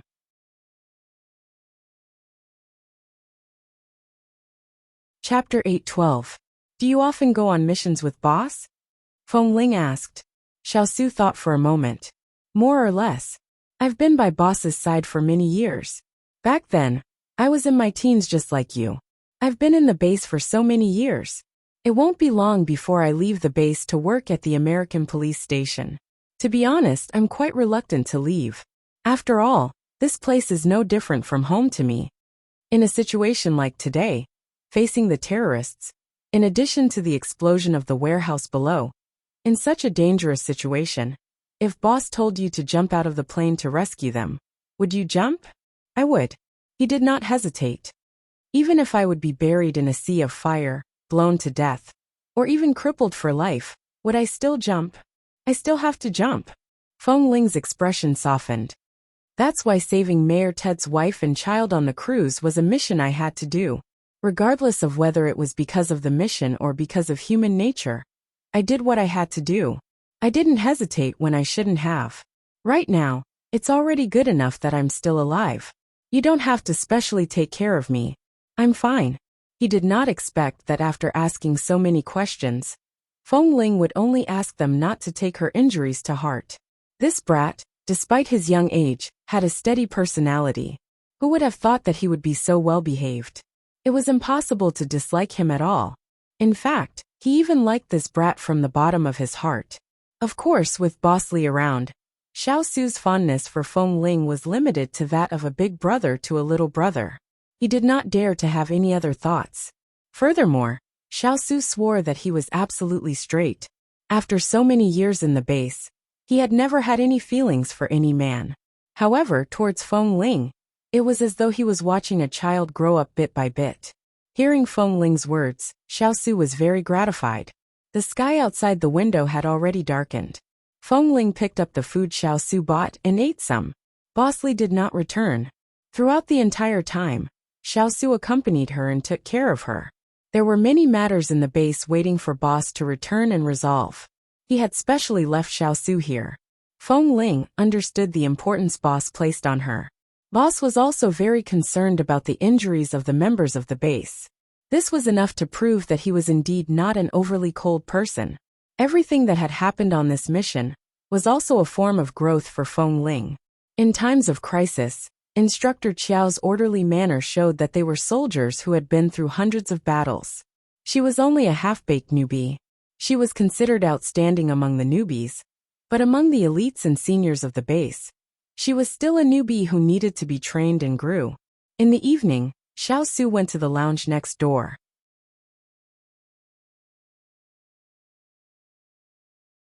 After Feng Ling took the medicine, she did another aerosol treatment under the doctor's instructions.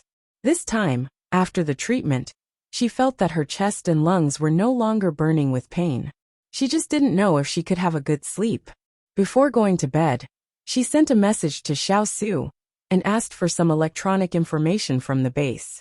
Then lying on the hospital bed to read, he had read a lot of professional terms and detailed summaries about base extermination missions and rescue missions. Then he looked at the helicopter's heat resistance and the pilot's information. There were also some special code words that only the people in the base knew. As she read, she used the pen that she had borrowed from the doctor to write on a piece of paper. The tip of the pen moved swiftly, and she tried hard to recall the words that Boss Li had said to the base. Then, she continued to send messages to Xiaosu, asking him about Boss Li's orders and other aspects that she needed to know in times of crisis. At 9 in the evening, Feng Ling was still reading the information on her phone when the door to the ward was suddenly pushed open.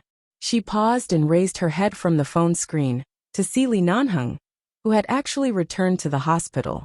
The man by the door paused for a moment before sending over a simple sentence. "You're injured to this extent, yet you're not sleeping?" The man's voice was low and clean, as though it was a steady and beautiful musical instrument. From his tone and expression, it was likely that the matters at the base and with the American military had already been settled. There was no need for him to worry about any battle plans with the terrorists. She wasn't sure if it was because she was injured, but the man's tone toward her today had become much gentler. It was just a simple sentence, but it strangely stirred her heart.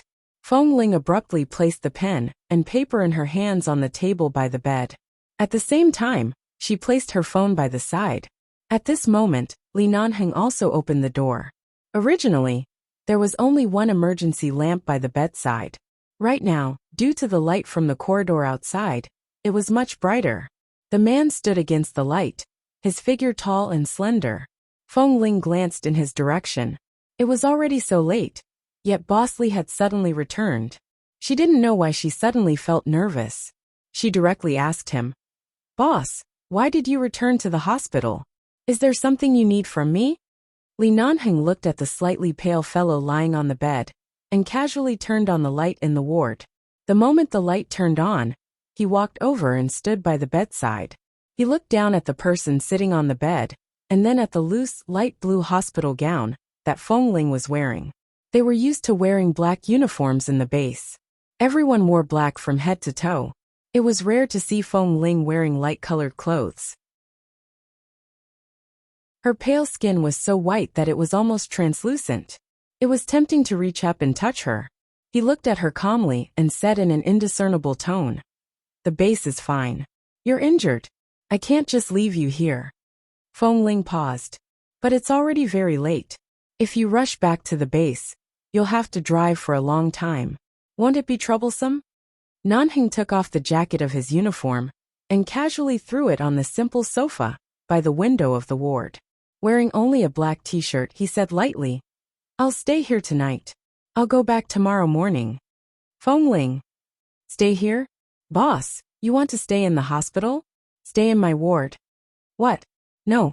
Li Nanheng walked to the simple bathroom in the other direction of the ward without looking back and replied stiffly, "If any member of the base is injured, I will come to take a look. As you said, it's too late now. It'll be troublesome to drive back. Why don't you just stay here? This ward doesn't lack anything. The sofa is big enough for one person to sleep on." Is there a problem with me staying here? When he passed by the end of the bed, he glanced at the pen and paper she had just placed on the table by the bed. Xiao Su said that you're cramming all the dangerous mission knowledge in the base, based on today's mission. You only learn to cram when you're injured. You're really promising. Dash.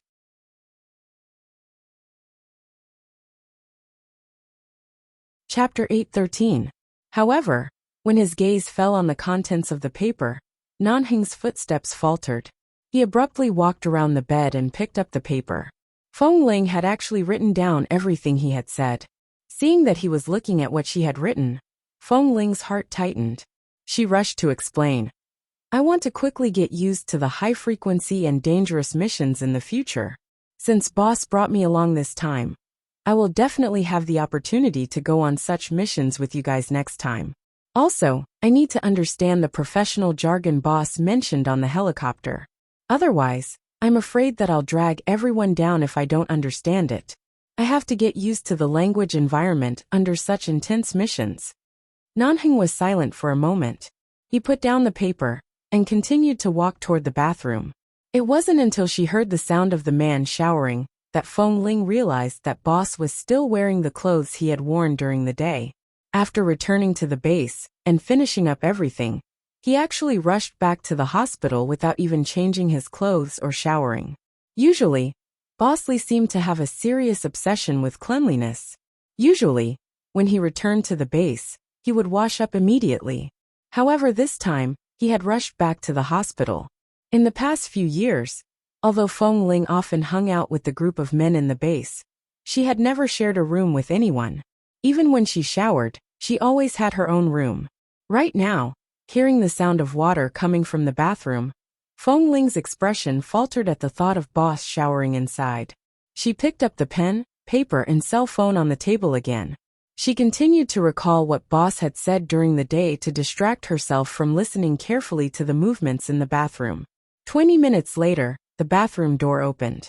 Feng Ling heard the sound but didn't think much. She subconsciously raised her eyes to look in the direction of the sound. However, she saw that Nanheng was not wearing any clothes on his upper body. There were even water droplets dripping down his short hair.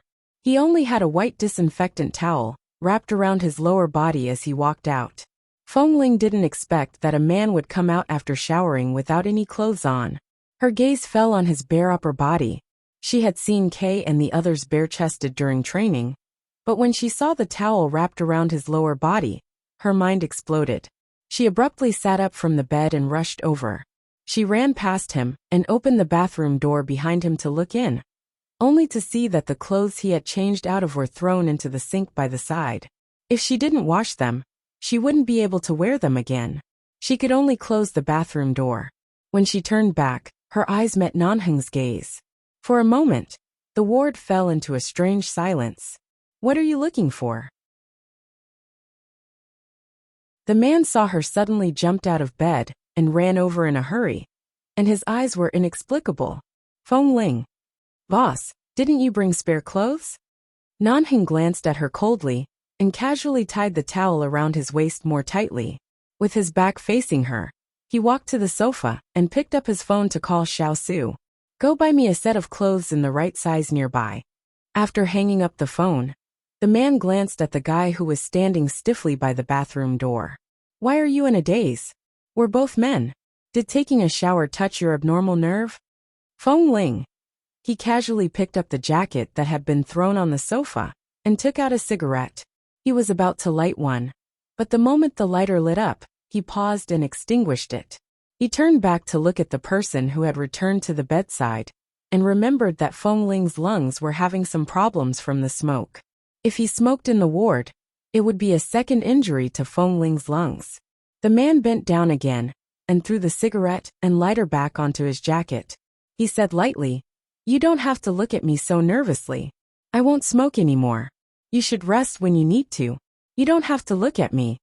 Feng Ling thought to herself, Boss, how can I rest when you're here? As long as you're around, I'm used to being as tense as a spring. I instinctively feel that I should do 50 frog jumps on the spot, okay? However, she didn't say this out loud. She just returned to the bed and covered the bed with the quilt again. Then she looked at the man who was standing by the sofa and looking out of the window indifferently. With the moonlight shining in from the window and the faint light in the room, Feng Ling finally had a chance to carefully look at the man's side profile in such a quiet moment. Li Nanheng was really good-looking, and he didn't lose the slightest bit of his masculinity. He was full of hormones, but he wasn't the type that made people feel scared at the sight of him. Instead, he was handsome. When he smiled, the whole world seemed to light up, making all the members relax. When he was serious, it made people tense up all over.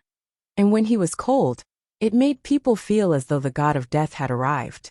But it was such a man who she had accidentally provoked in the sauna room of the orphanage. Feng Ling really didn't expect that in the future. She would have so much contact with him in the future. She lived and grew up in 11 base, which was equivalent to growing up under this man's strong wings. As if sensing the boy's strange gaze, Li Nanheng paused by the window and looked back at her. "What are you looking at?" "Feng Ling. Boss, there's a lounge next to it. Xiao Su said that there are 2 beds in the lounge. Won't it be too hard for you to sleep on the sofa in the ward? Why don't you sleep on the bed next door with Xiao Su?" Li Nanheng narrowed his eyes. "Is there anything else in the lounge besides the bed?"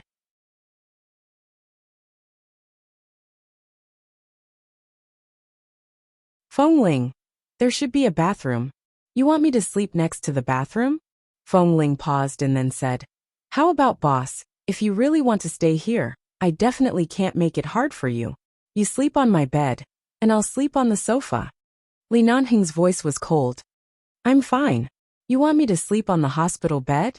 Are you cursing me? I just can't watch you sleep on the sofa, boss. Why don't I ask the hospital to arrange a more luxurious lounge for you? Or there should be a hotel nearby. Boss, you can stay there for a night. There's no need to go through so much trouble. It's good here." The man turned and sat directly on the sofa. His sitting posture caused the man's slender and strong legs to be casually open. Such a small towel could barely cover the scenery of the man's legs.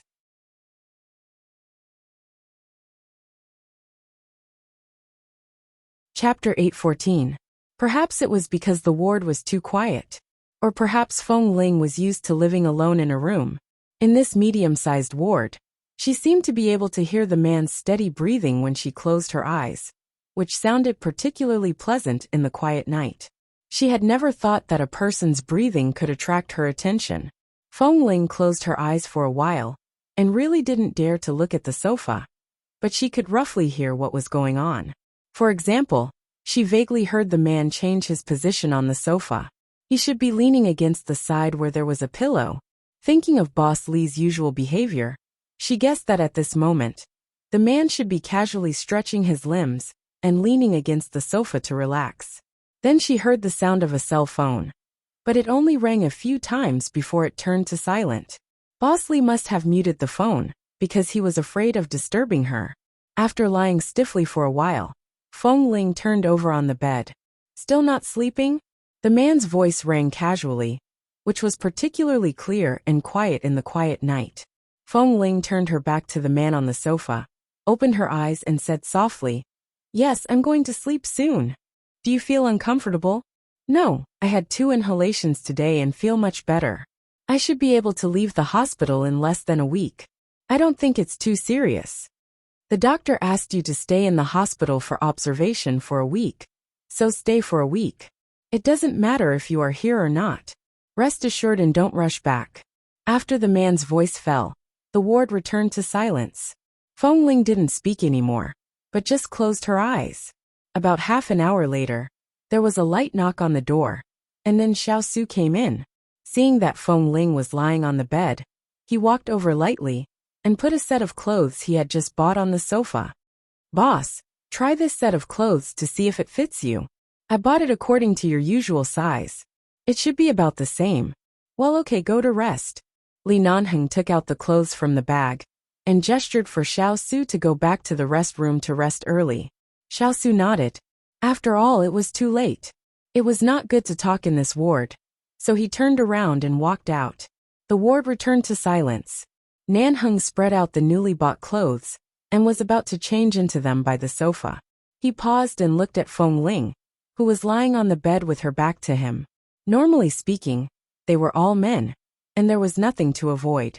However, he didn't know if it was because Feng Ling was avoiding him, or because he had an inexplicable feeling for Feng Ling. But he felt that it was indeed inappropriate to change his clothes here. The man directly took the clothes into the simple bathroom. After changing, he conveniently took the dirty clothes in the sink and the black combat jacket placed on the sofa outside into the bathroom to wash them. Hearing the sound of washing clothes in the bathroom, Feng Ling opened her eyes again. In the blink of an eye, she saw a man wearing a black shirt and black casual pants. Although the management system of 11 Base was not as strict as that of the domestic army, it was almost the same. Everyone's clothes were also washed by themselves. However, Boss Lee's subordinates would often fight to wash his clothes, but Boss had never allowed them to wash his clothes. Sometimes, everyone would even speculate if the Lee family had arranged for a housekeeper or an auntie in the base. It was just that they hadn't noticed. Otherwise, why would Boss Lee's clothes be so clean? From the looks of it now, his clothes were indeed washed by himself.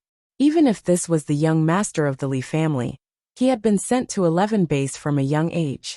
He was likely long used to doing things by himself, and did not have the illness of a rich young master.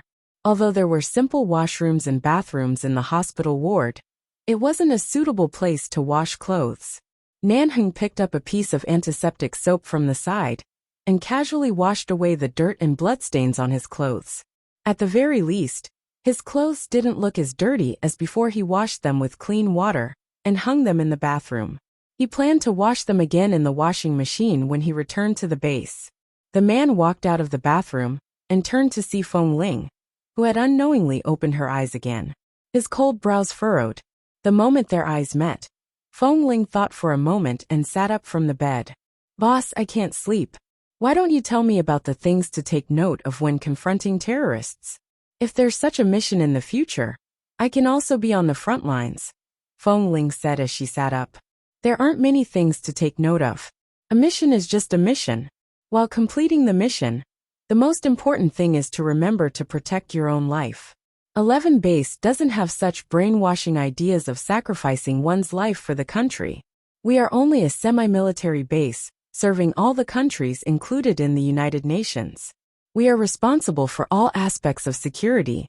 The United States and China are the most important, because these two countries have the most people in the base, especially the Chinese." The man's tone was calm. "While completing the mission, you must bring your own life back. This is the most basic principle. Everything else depends on adapting to the situation. If your body can't take it, just a little blood loss will cause you to die. If you can take it, even if you bleed for a day, you can still be saved. This is the importance of physical fitness." Feng Ling understood what he meant. "Right now, I'm working very hard to increase the endurance of my body. Give me a little more time, and I will definitely not be inferior to the others in the sniper team." "You aren't inferior to anyone else, but you are indeed too skinny." The man looked at the large, light blue hospital gown she was wearing. The gown was overly loose on her, as though a child had stolen an adult's clothes. Feng Ling really had no way of dealing with this. She had already worked very hard to increase her muscles, but a woman's body was originally different from a man's. Perhaps a man's long-term training would allow him to develop all sorts of sturdy muscles. But as a woman, she belonged to the category of women who were slightly taller than other women, but her bones were very thin. No matter how much she ate or how much she trained, the most she could do was appear slightly healthier than other women. At most, when she exerted herself in certain movements, her arms and calves would show a slight hint of sporty female muscles that were usually not visible.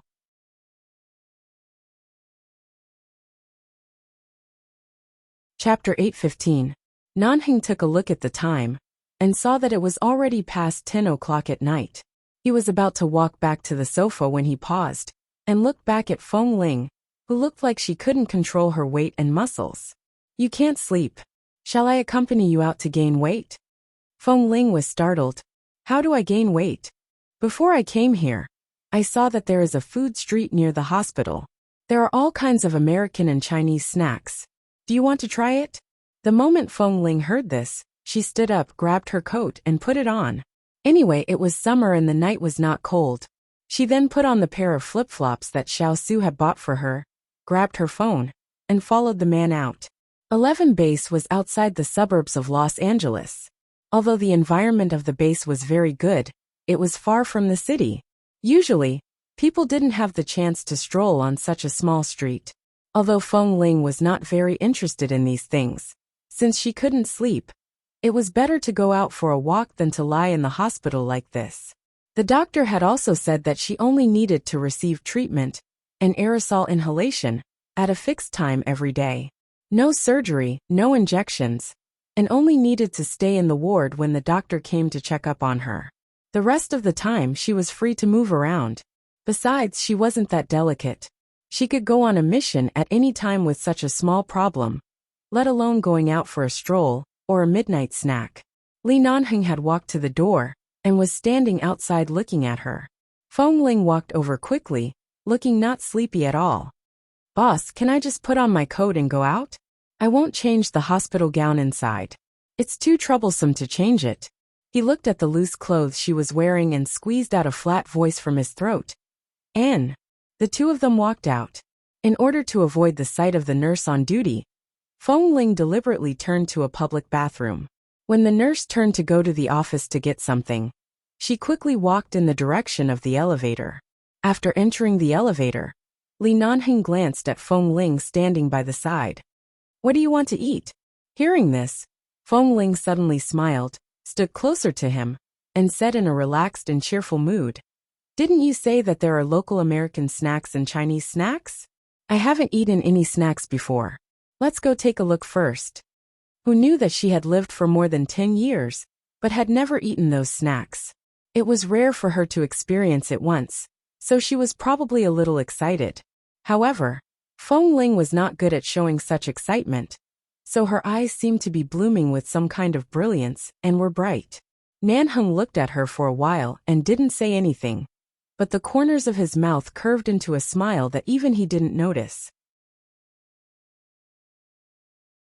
When the elevator reached the first floor, the man walked forward and Feng Ling rushed to follow him. Perhaps she was too excited and overjoyed. When she stepped out of the elevator, she didn't pay much attention to her feet and accidentally stepped in the middle of the marble floor outside the elevator. The tip of her foot was stuck there, and her left foot suddenly flew out. She stumbled and with a dong sound, she bumped into Li Nanheng in front of her. Her nose hit the man's firm and broad back harshly.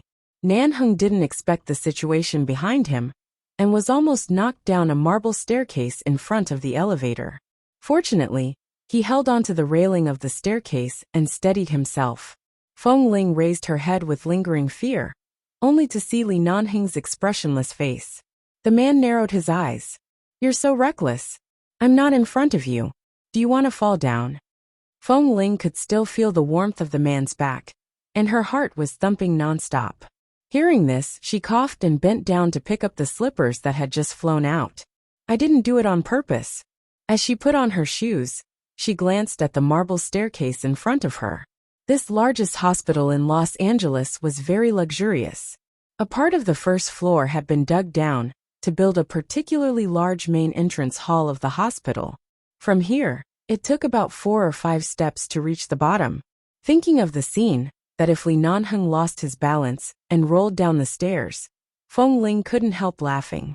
She didn't know that Boss Li was looking down at her at this moment, and didn't notice that the hospital gown she was wearing was so loose that the man could see her collarbone clearly.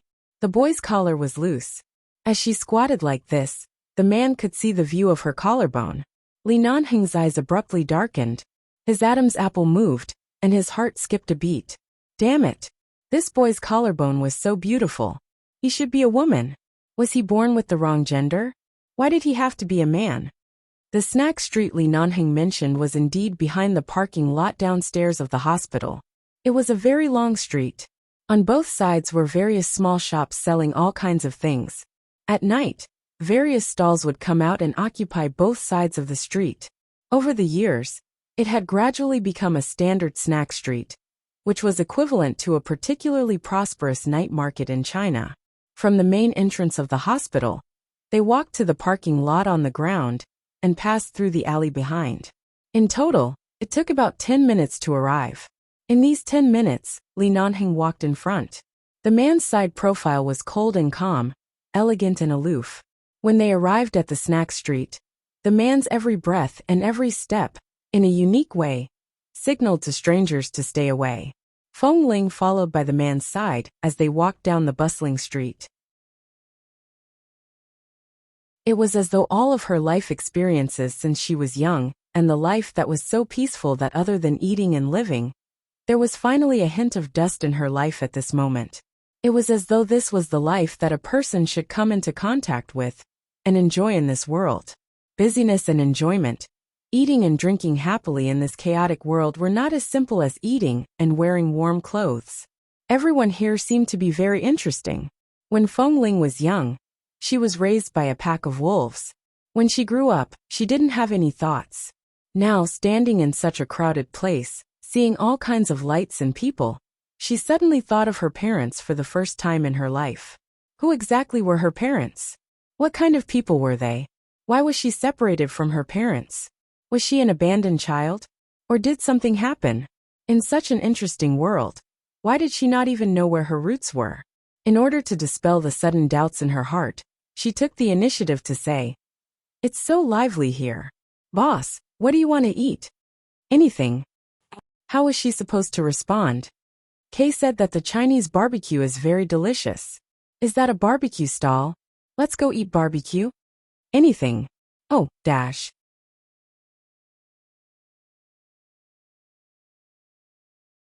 Chapter 8:16. At this moment, Li Nanheng fully displayed his instinct to be concise and comprehensive. If he could say 2 words, he definitely wouldn't say a third word. He was clearly the one who suggested eating out, but he said it was fine.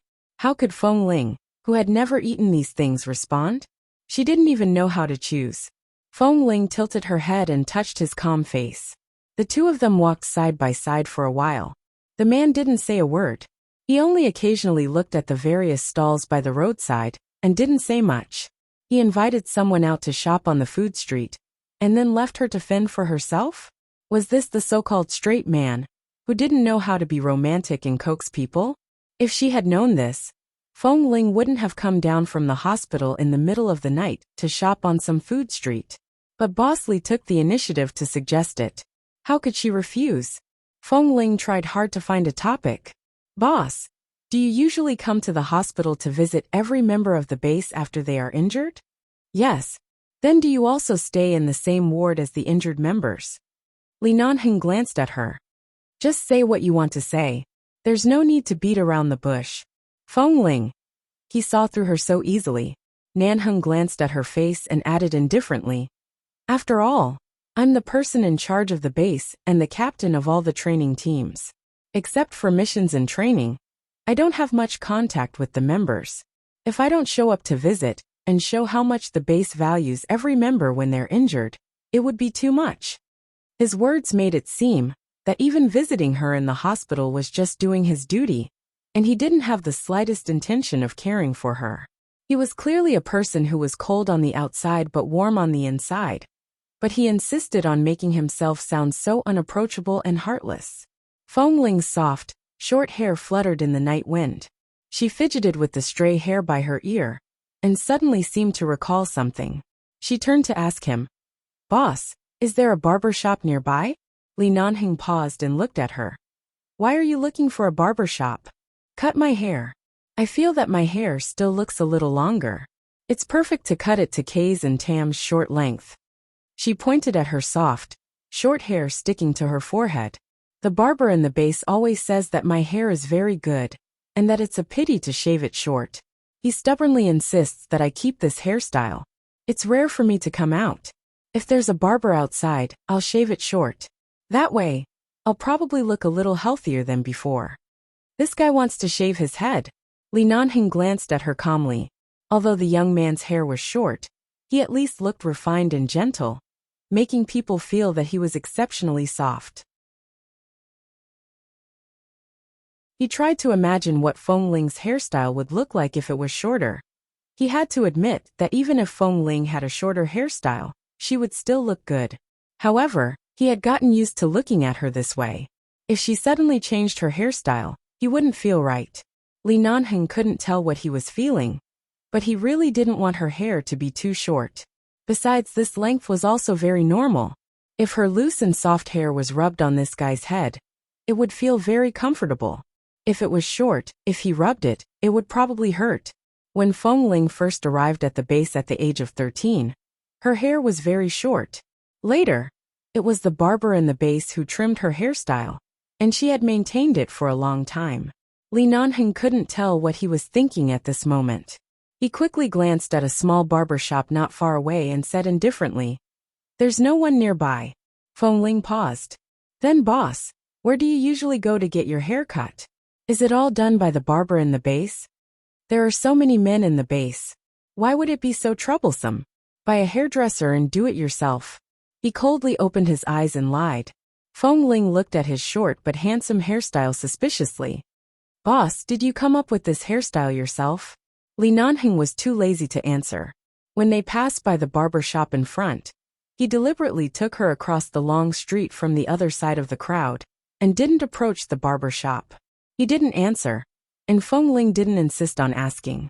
She thought that Kay's hairstyle was indeed similar to that of the other brothers in the base. It turned out that they all did it themselves. No wonder they were not creative, and only had short or squarish hair. However, after looking at it for a long time, she felt that it was very neat, and the squarish hairstyle was really a test of appearance. It turned out that this group of people in the base were all good-looking.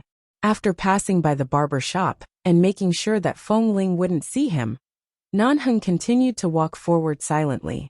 Feng Ling was not stupid. After walking for a while, she felt that something was wrong, and looked back at the crowd behind her. "Why did we pass by the barbecue stall over there? Boss, don't you want to try it?" "Li Nanheng, Chinese barbecue tastes terrible. I'm not interested. If you want to eat it, eat something else. Forget about the barbecue." "Is the barbecue very bad? But I heard that it's very delicious, especially." "Very bad." Feng Ling. For some reason, she felt that boss's words seemed to be against his conscience. She didn't suspect anything else. She thought that maybe boss just didn't like barbecue. Although they came to the food street, Li Nanheng still didn't allow Feng Ling to eat at the roadside stalls, especially those that emitted smoke. He took her around.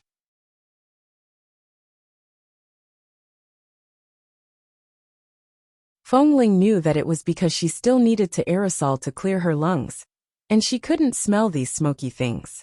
A noodle shop was in front of them, and it was a large chain brand from China. Li Nanheng said, "There isn't much training and activity during the recovery period. It's not easy to digest lying in the hospital, so we can eat some easy-to-digest noodles." With that, the man took the lead and walked in. After a few steps, he remembered that Feng Ling seemed to like eating noodles in the base cafeteria, so he simply turned back and held her wrist to pull her in. The boy's wrist was incredibly slender. It was clearly a hand that had the strength to hold a spear, but it was so thin. Nanheng resisted the urge to grab her sleeve to see how thin she was under it. He didn't say much and directly brought Feng Ling to a quiet seat inside. Because there were a lot of people in the restaurant, and it was always full, it was difficult to find a seat. However, they were lucky. As soon as they got up, a seat in the corner near the back window happened to be empty after someone finished eating. They went over and sat down.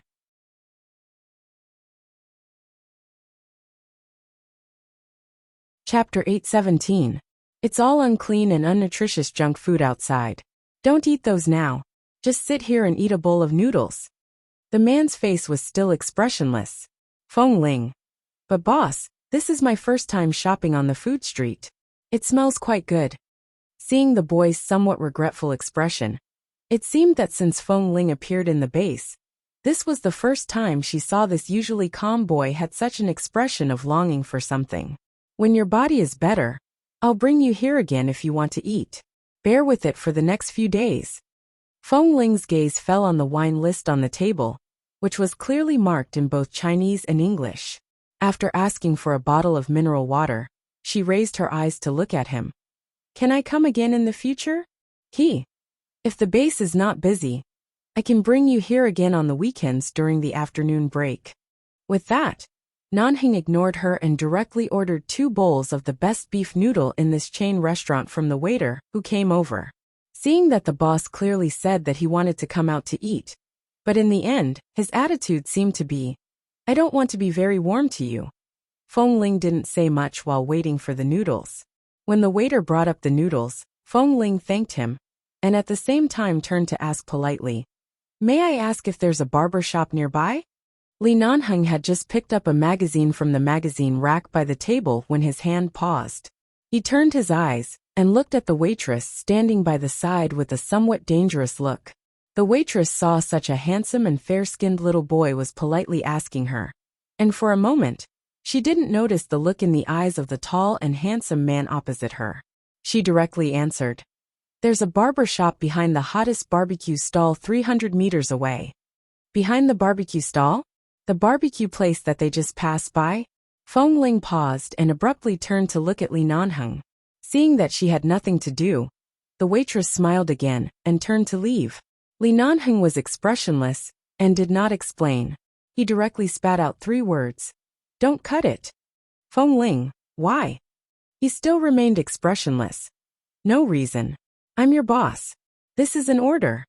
Boss, you still care whether I cut my hair or not. There are too many crew cuts in the base.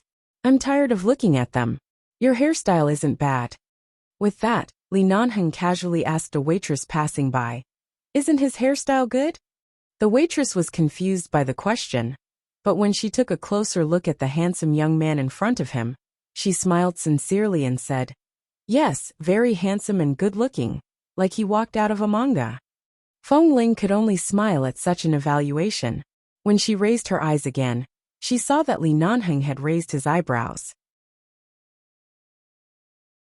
Although he did not smile, it was clear that there was a hint of pride hidden under his cold expression. If he didn't want to cut it, so be it. Feng Ling picked up the chopsticks and ate the noodles. During the meal, no one spoke. Boss Li's temper was hard to understand, and Feng Ling couldn't say much. Usually, Feng Ling was a person of few words. When boss didn't speak, she was especially quiet. After eating noodles, the two went to a supermarket in front of the snack street. Feng Ling had to stay in the hospital for a week. Although the hospital had everything, she didn't bring her daily necessities from the base. She didn't have any relatives who could help her buy daily necessities. Since she was out, she might as well buy some back. Anyway, after using them, she could directly take them back to the base, so it wouldn't be a waste.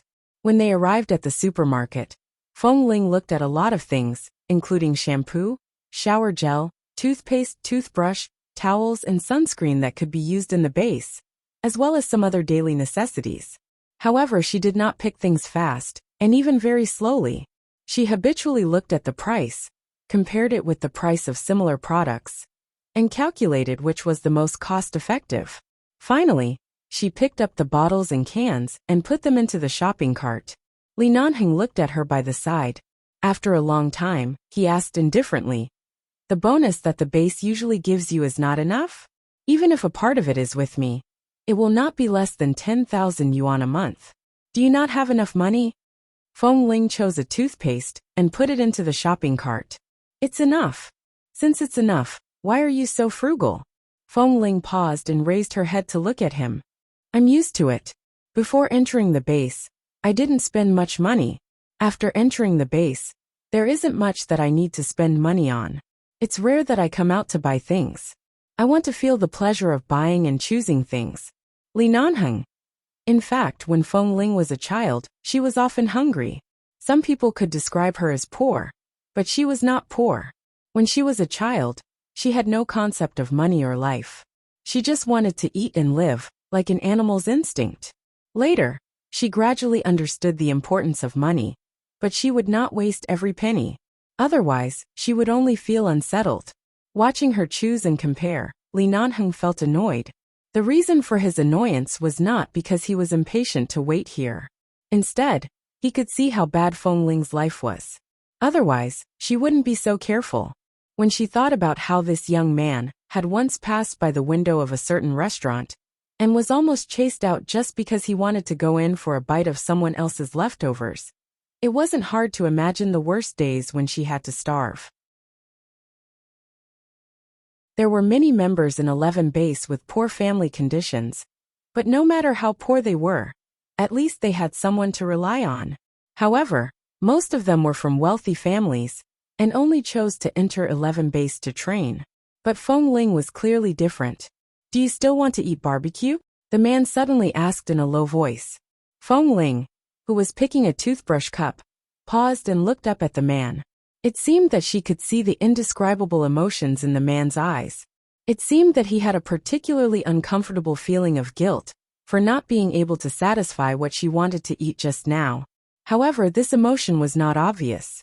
Feng Ling only saw it briefly, and the man's expression turned coldly in another direction to look at the other shelves behind her. Feng Ling held the toothbrush cup and smiled. "Boss, I'm already full. Even if you want me to eat now, I can't eat anymore. Besides, it's already very late. I have to go back to the ward to lie down. Aren't you afraid that my digestive system will have problems? Then come out to eat tomorrow night."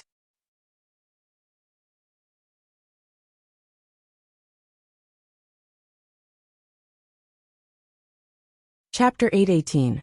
Feng Ling smiled. Although her smile was not very obvious, for Feng Ling, who was usually cold and expressionless, this slight movement of her eyebrows was already a very understanding smile. "All right, then I'll wait for boss to treat me," Feng Ling said as she put the things she had just picked into the shopping cart. When she went to the cashier to pay the bill, Li Nanheng suddenly asked her to take 2 bottles of mineral water from the freezer next to him.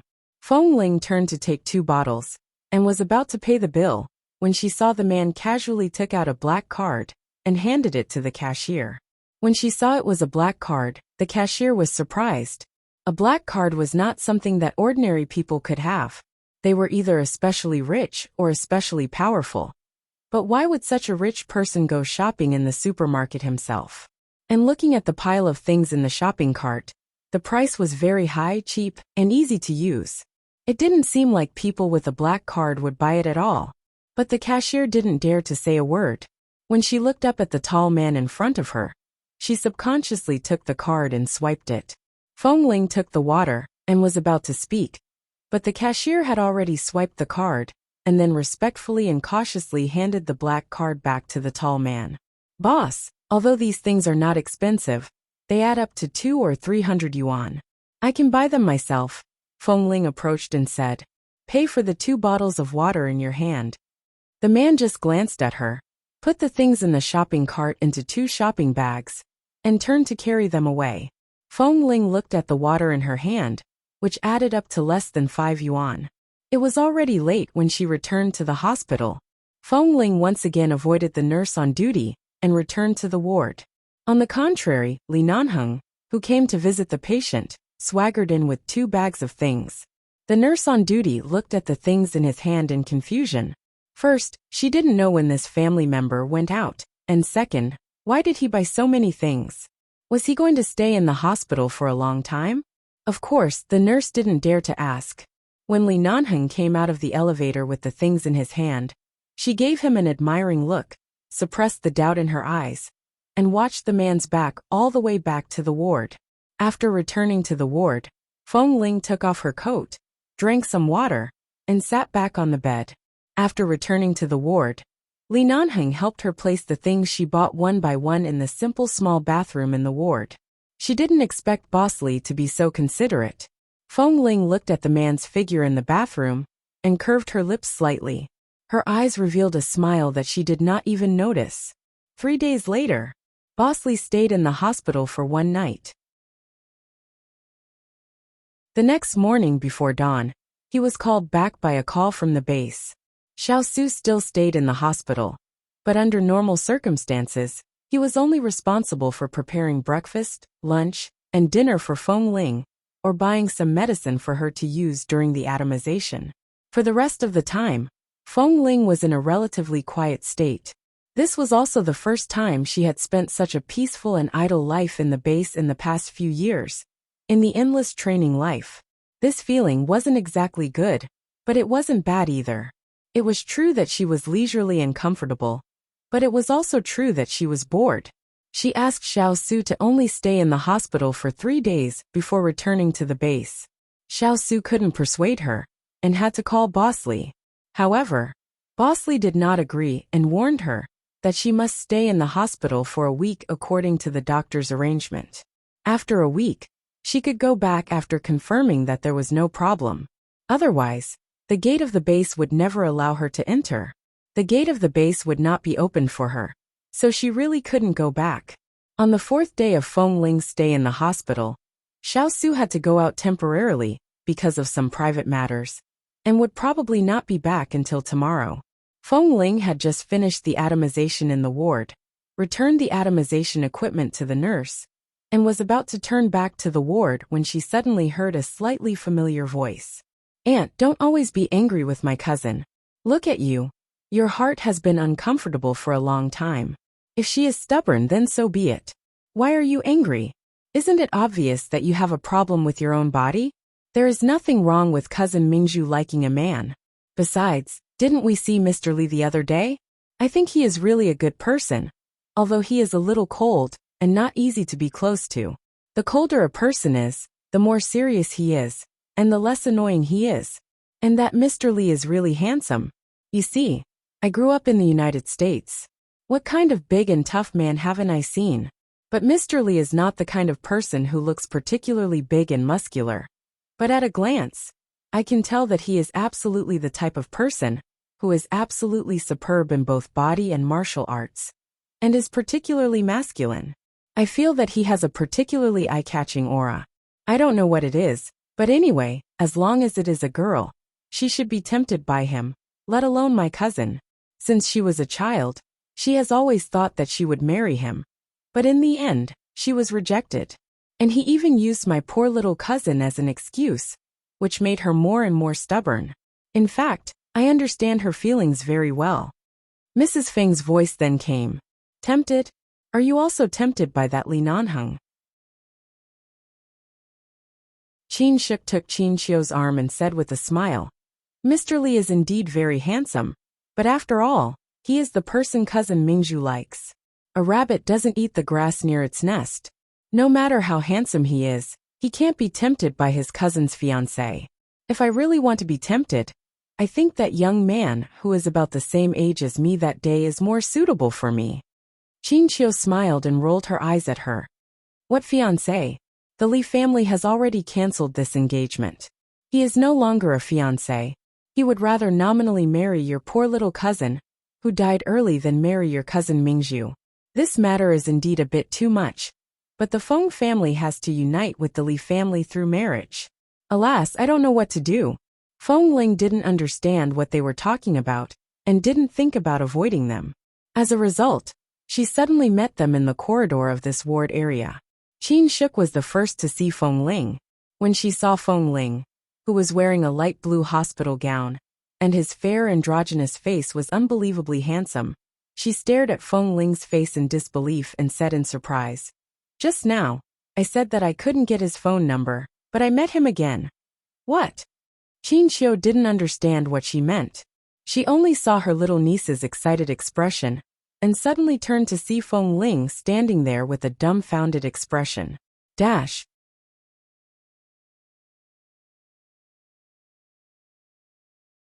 Chapter 819. The moment she saw Feng Ling again, Qin Xiu was in a trance.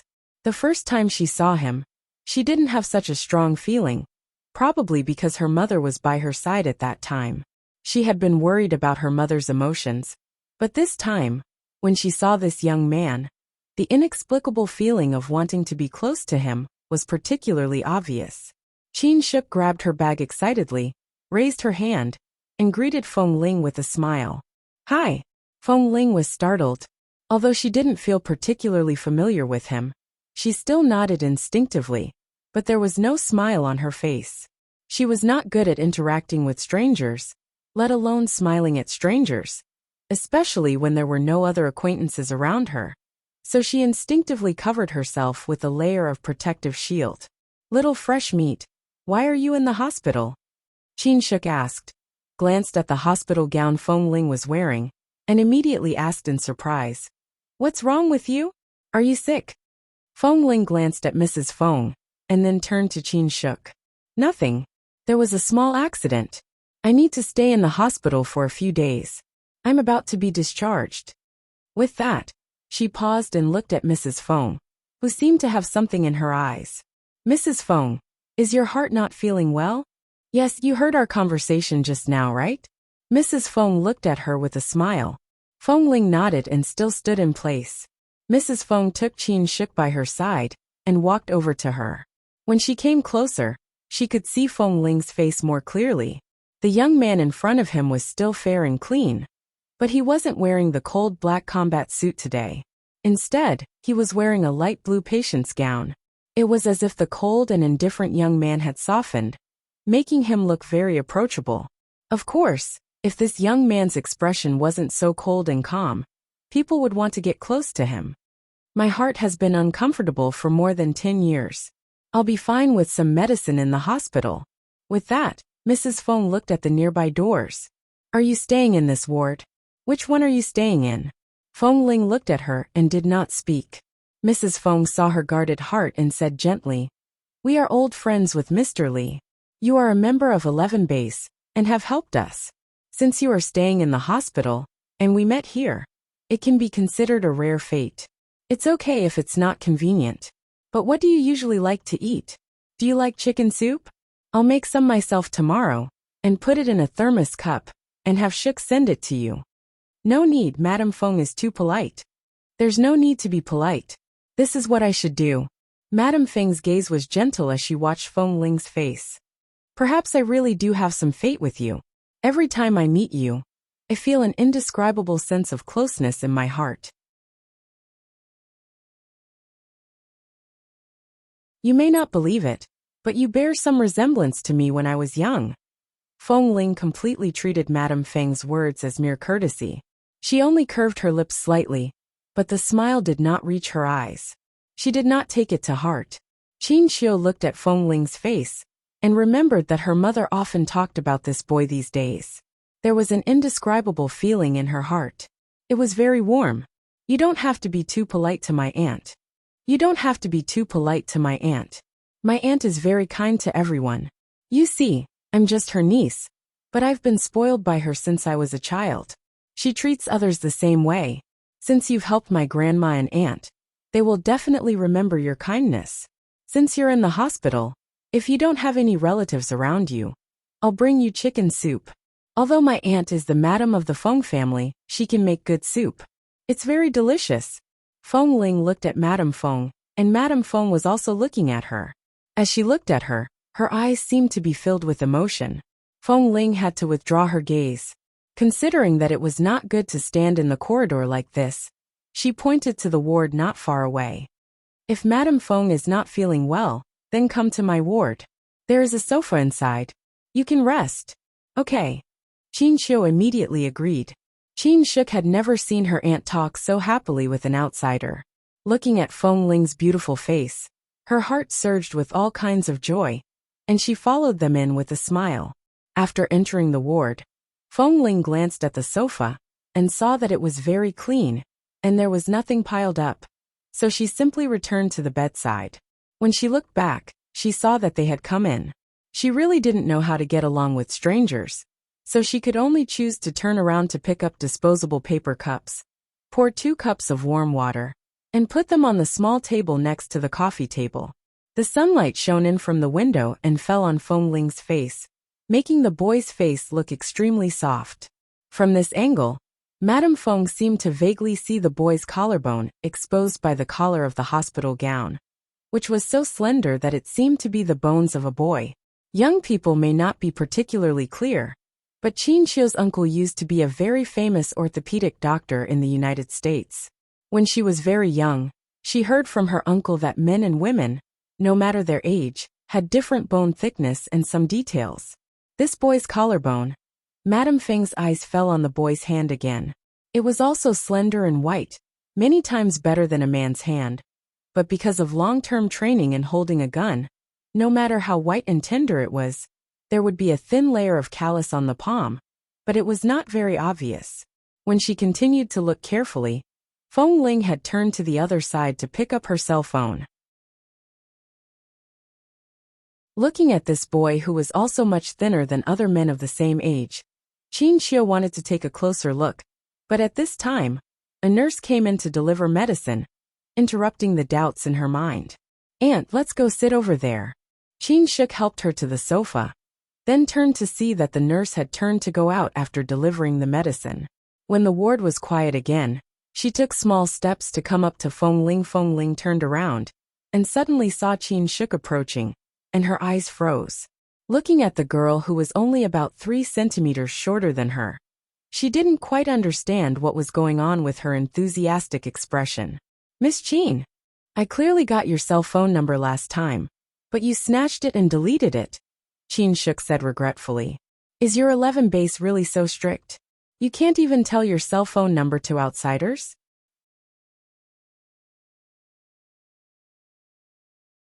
Chapter 820. Qin Shuk said with a look of pity. "I see. Can't we do it secretly?" Feng Ling's expression remained the same. The rules of the base are obeyed. Nothing can be done secretly. Seeing such a serious expression, Qin Shuk immediately pulled a long face and said, "It seems that I should ask cousin Mingzhu to pursue Li Nanheng as soon as possible. When he becomes my cousin-in-law, it will be much easier for me to get familiar with the people in the base. Now I can't even ask for your number. How can it be so strict? It's really too strict." Feng Ling's eyes remained unchanged, but she looked at her steadily. "Who is cousin Mingzhu? What do you mean by cousin-in-law?" It was rare to see this little fresh meat who was indifferent to everything in front of her seem to be interested in something. So Qin Shuk directly answered, "Cousin Mingzhu is my aunt's daughter. Your boss Li Nanheng is my cousin's fiancé, and will marry my cousin in the future. So I said he will be my future cousin-in-law." Feng Ling glanced at her again. "Is that so?" "Yes. Don't you know that your boss Li had an engagement with the Feng family when he was very young?" "Oh yes, your base is usually so strict. I don't think he will casually say this kind of private thing. But he will definitely marry my cousin in the future." Madame Feng listened behind. She should explain that Li Nanheng had cancelled the engagement with her eldest daughter, Mingzhu. But seeing that Feng Ling seemed to have a rare interaction with Qin Shuk, and Shuk seemed to like him very much, she simply didn't interrupt. Feng Ling's eyes paused on Qin Shuk for a moment. She didn't know what kind of strange emotion suddenly sank in her heart, but she instinctively wanted to confirm whether her words were true or false. After looking at her for a moment, when Qin Shuk blinked at her with a smile, Feng Ling expressionlessly looked away and returned to the bed to sit down. Seeing that Feng Ling's complexion looked normal except for a little pale, and seeing that Feng Ling's pace when returning to the ward was very steady, Qin Shuk simply pulled the chair by the bed to sit down, and reached out to pick up the phone by the bed. "Miss Qin, have you forgotten what I just said?" Feng Ling reminded her. Qin Shuk did want to use Feng Ling's phone to call her again, so that she could remember the number, but seeing Feng Ling's serious expression, she could only put the phone back. "Then I don't want your cell phone number. Can you tell me your name?" Qin Shuk's eyes were shining. Anyway, she refused to do it so easily. Feng Ling was a little helpless. After Boss Li's advice last time, she also knew that this little girl named Qin Shuk must have fallen in love with someone else. Not to mention that Feng Ling didn't have any plans to fall in love with anyone at all. Besides, how could 2 women fall in love? Don't be so silent all the time. Seeing that she intended to continue to hide her identity, Qin Shuk hurriedly reached out to grab Feng Ling's hand. But Feng Ling reacted quickly and instantly moved her hand away. In the end, Qin Shuk could only catch a corner of her sleeve. This scene made Mrs. Feng Qin Xiu, who was sitting on the sofa, feel a little pitiful. Qin Xiu sighed softly. "Shuk, it's not the first time you've seen this little brother. He seems to be so introverted. He can't stand the pestering of a crazy girl like you. Come here obediently. Don't pester him." Qin Shuk sat there unwillingly. She grabbed Feng Ling's sleeve and looked up at the beautiful and calm young man sitting on the bed. She whispered pleadingly, "Then tell me your name. I definitely won't pester you. Otherwise I'll be curious to death." Probably seeing Feng Ling's scruples, Mrs. Feng got up and came over. She was about to speak when out of the corner of her eye, she suddenly caught a glimpse of the patient number and medical records at the end of the bed. When she glanced at Feng Ling's name, she was stunned and her eyes fell on Feng Ling's face again. Your surname is Feng? Qin Xiu stared at her face firmly, because of Mrs. Qin's gaze. Feng Ling turned to look at her, and glanced at the medical records at the end of the bed. Since this was the case, there was nothing to hide, so she said lightly, yes, it's a coincidence. My surname is also Feng. Qin Xiu's eyes trembled, and then she looked at her name again. When she saw the line Feng Ling, and the surname male age 16, the excitement in her eyes faded a little. Feng Ling. Which Ling? Ling as in Ling. Feng Ling. Qin Xiu looked at her face. At this moment, because Feng Ling was sitting upright by the bed, her collar was closed, and her collarbone and skin under the collar could not be seen. However, Qin Xiu had a vague feeling that a very, very strong feeling. In the United States, especially in Los Angeles, there are not many Chinese surnamed Feng.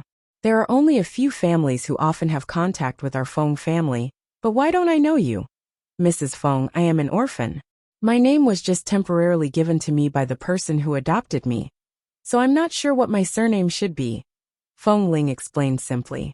This kind of coincidence can only be regarded as a coincidence. I don't even know who my parents are, let alone what their surnames are. Qin Xiu's words were interrupted by Feng Ling's cold words. Her expression froze and her eyes couldn't help but dim. I see. Feng Ling? Qin Xiu blinked. Feng Ling, right? What a nice name. It sounds cold and cool. It matches your temperament very well. Feng Ling. Because of this name, Qin Xiu found an opportunity to chat with Feng Ling for a while, but she couldn't get any information from Feng Ling. Qin Xiu always interjected, and the topic was intermittent. In the end, they talked about why Feng Ling was hospitalized. When she learned that Feng Ling was accidentally injured when on a mission in 11 base, she didn't ask more. After all, she knew that the matters of 11 base were confidential, and she really shouldn't keep embarrassing this little boy. Qin Xiu asked Qin Xiu to go downstairs to buy some fruit. Qin Xiu got up and was about to go out to buy it. Even if Feng Ling tried to stop her, she couldn't persuade them.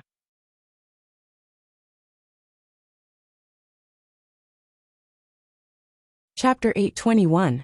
Feng Ling didn't understand what Mrs. Feng meant, so she just raised her head and looked at her seriously. What do you want to ask, Mrs. Feng? Are you really a boy?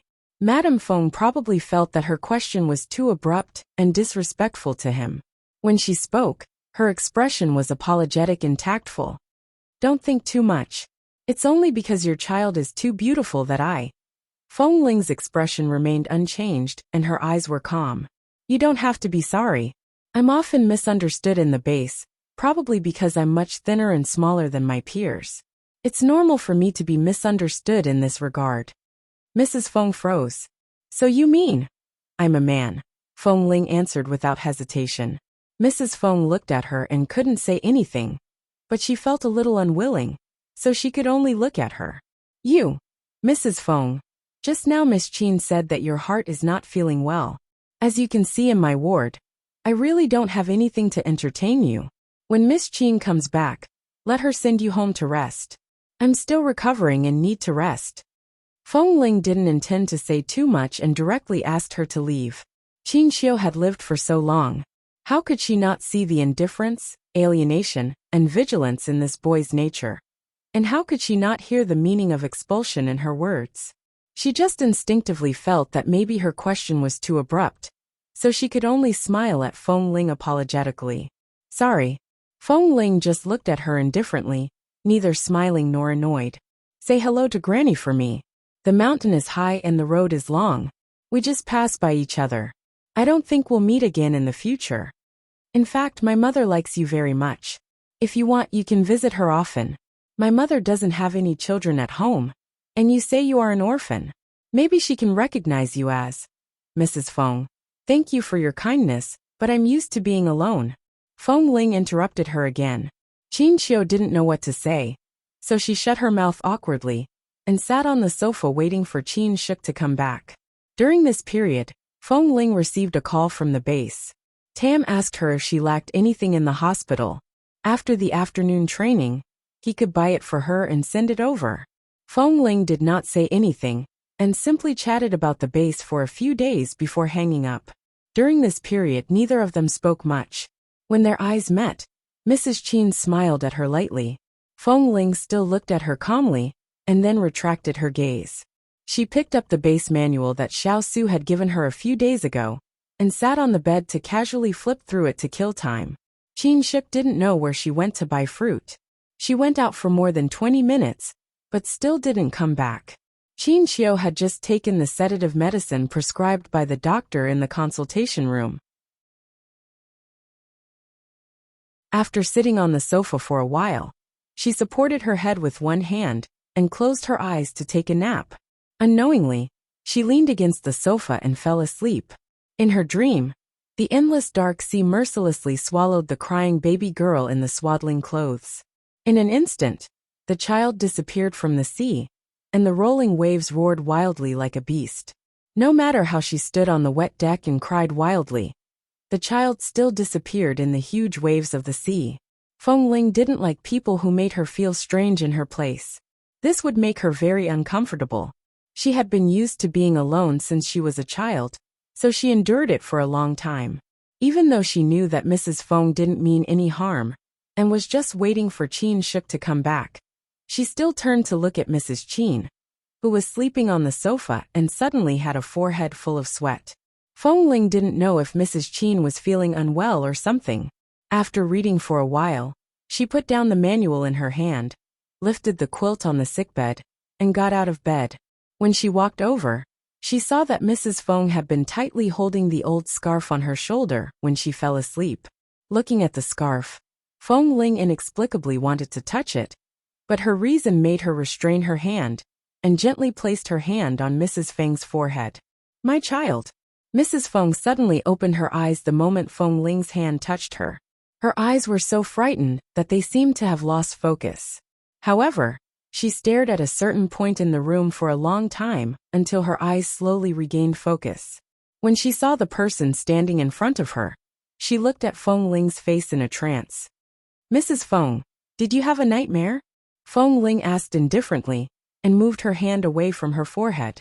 Qin Xiu looked at her for a while, before she seemed to return to herself, and her expression gradually calmed down. "Yes, I had a nightmare. I've had this nightmare over and over again all these years.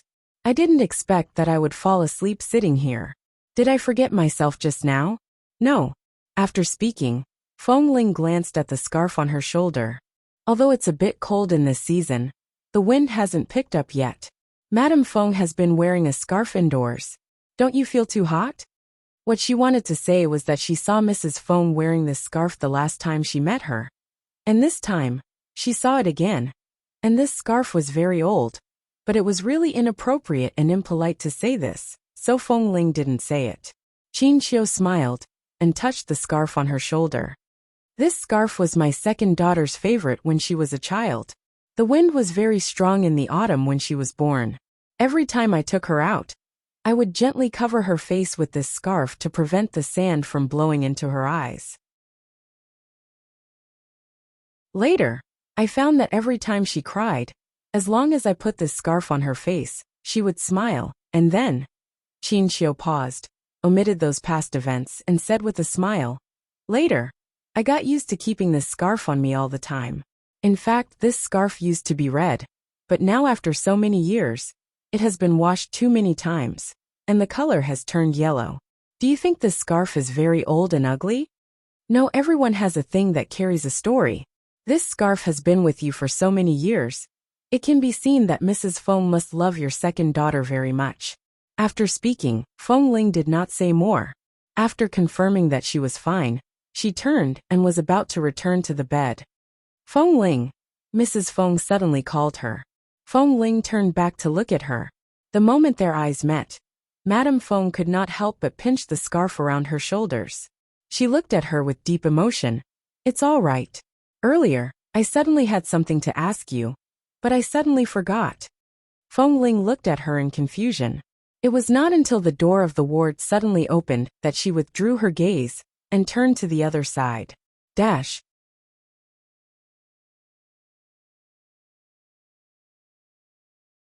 Chapter 822. When the door of the ward opened, the first person to walk in was a beautiful woman, whom Feng Ling found unfamiliar. She glanced at the person who came in, and then saw Qin Shik who followed her in. Aunt, I just met cousin Mingzhu downstairs in the hospital. She knew you were angry with her again. She was afraid that you would hurt your health, so she specially came to see you. Please don't be angry with her. Qin Shik winked at Feng Ling, and then turned her eyes to Mrs. Feng, whose face instantly darkened.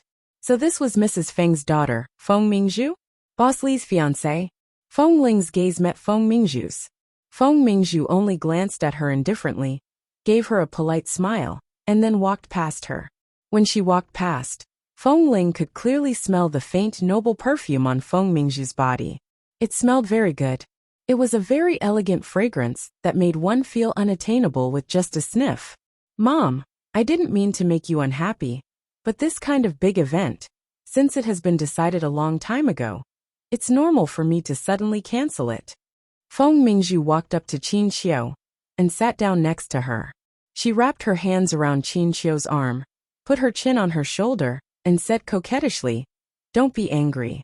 He is the only person I really like in my life. I really don't want to give up. I'll talk to the elders of the Li family and ask them to take back their plan to cancel the engagement, okay?" Qin Xiu didn't like to talk about family affairs in front of outsiders. She didn't want to say that the Li family broke off the engagement directly, so she just secretly glared at her daughter next to her. You came here because of this, not because you're afraid that I'll be angry, but because you're afraid that I'll stand on the same side as your father and grandfather and really agree to cancel the engagement? Feng Mingzhu was a little helpless. Mom, I've said it. Anyway, I won't cancel it. I'm going to marry Li Nanheng. A cousin, you should go home and say this to Aunt. My little brother Feng Ling is here. He is Mr. Li's subordinate. Aren't you afraid that these words will be spread to his ears? Qin Shik giggled and moved closer to Feng Ling's side. At the same time she said, "Right, little brother Feng Ling?" Feng Ling's little brother expressed, "I won't casually spread such irrelevant topics. However, it's indeed better to discuss Madame Feng's family matters at home. After all, I'm an outsider. Besides, this is a ward." That's right. Even if cousin Mingzhu is eager to get married, don't tell everyone you meet that you have to marry into the Li family. In the future, how will our little brother Feng Ling look at his boss, Feng Ling? She didn't know that Boss Li had such a thing to deal with. She almost couldn't look at him anymore, okay? Qin Xiu sighed. Obviously, she didn't want Feng Mingzhu to continue to be so willful. She said helplessly, "Let's not talk about this for now."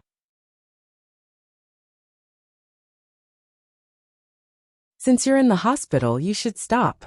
Usually your family spoils and spoils you. Now your father and grandfather's decision is also for your own good.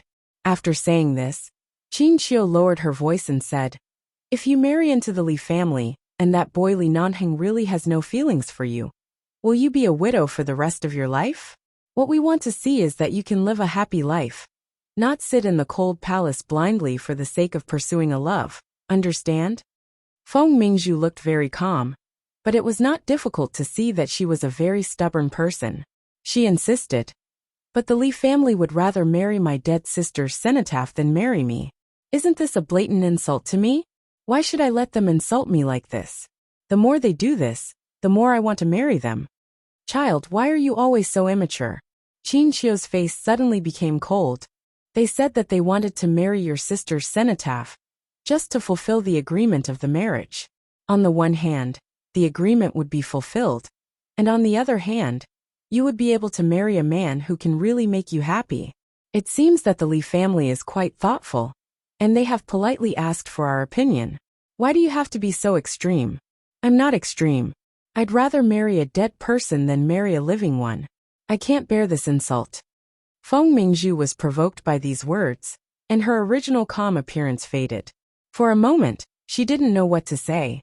"I have to let them know that I, Feng Mingzhu, am not a person who can be so perfunctory." Qin Xiu immediately glared at her fiercely. What did you say? Feng Mingzhu's expression froze. Only then did she realize that she had said something she shouldn't have said and violated her mother's taboo.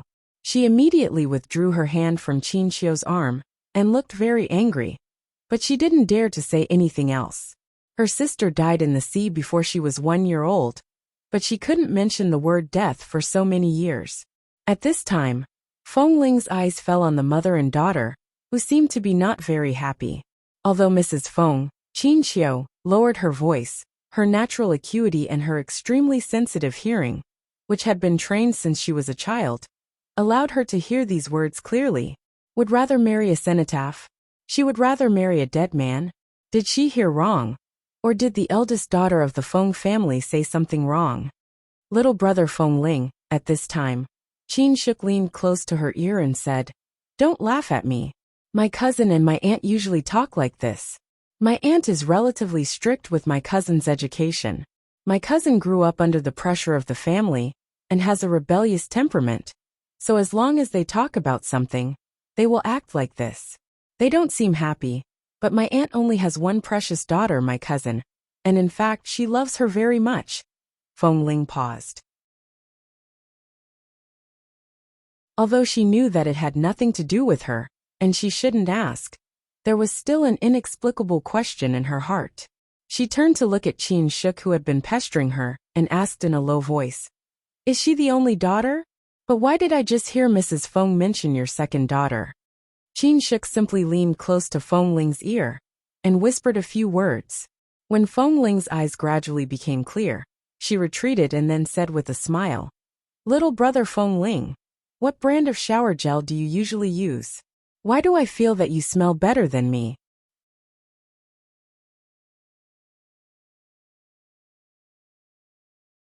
Chapter 823.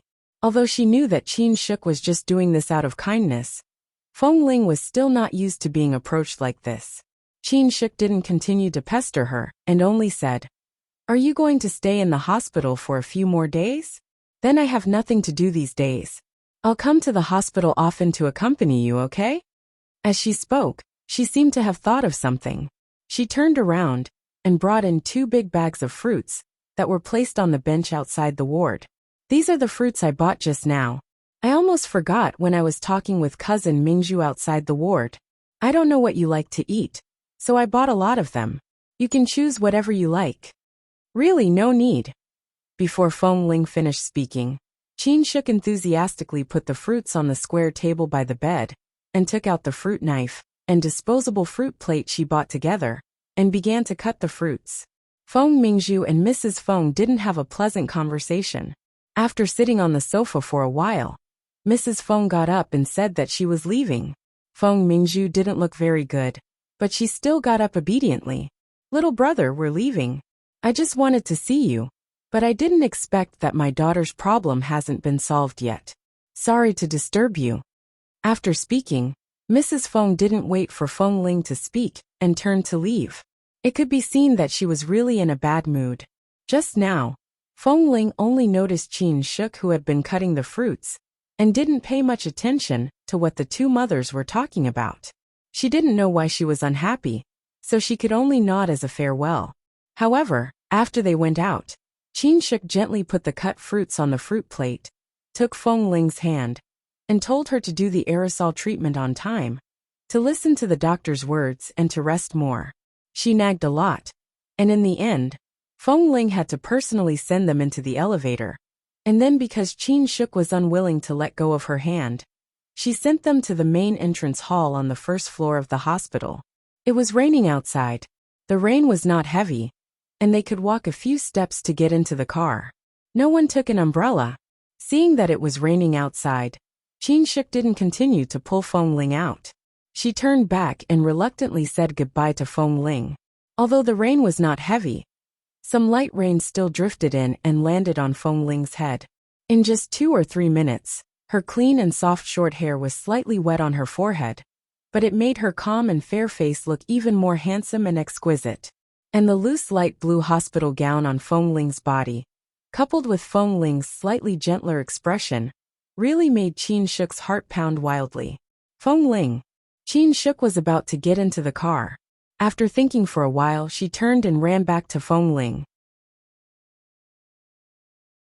She didn't know if it was because she ran too fast or because she was simply blushing, but she panted and said, "Can I come to the hospital to see you tomorrow?"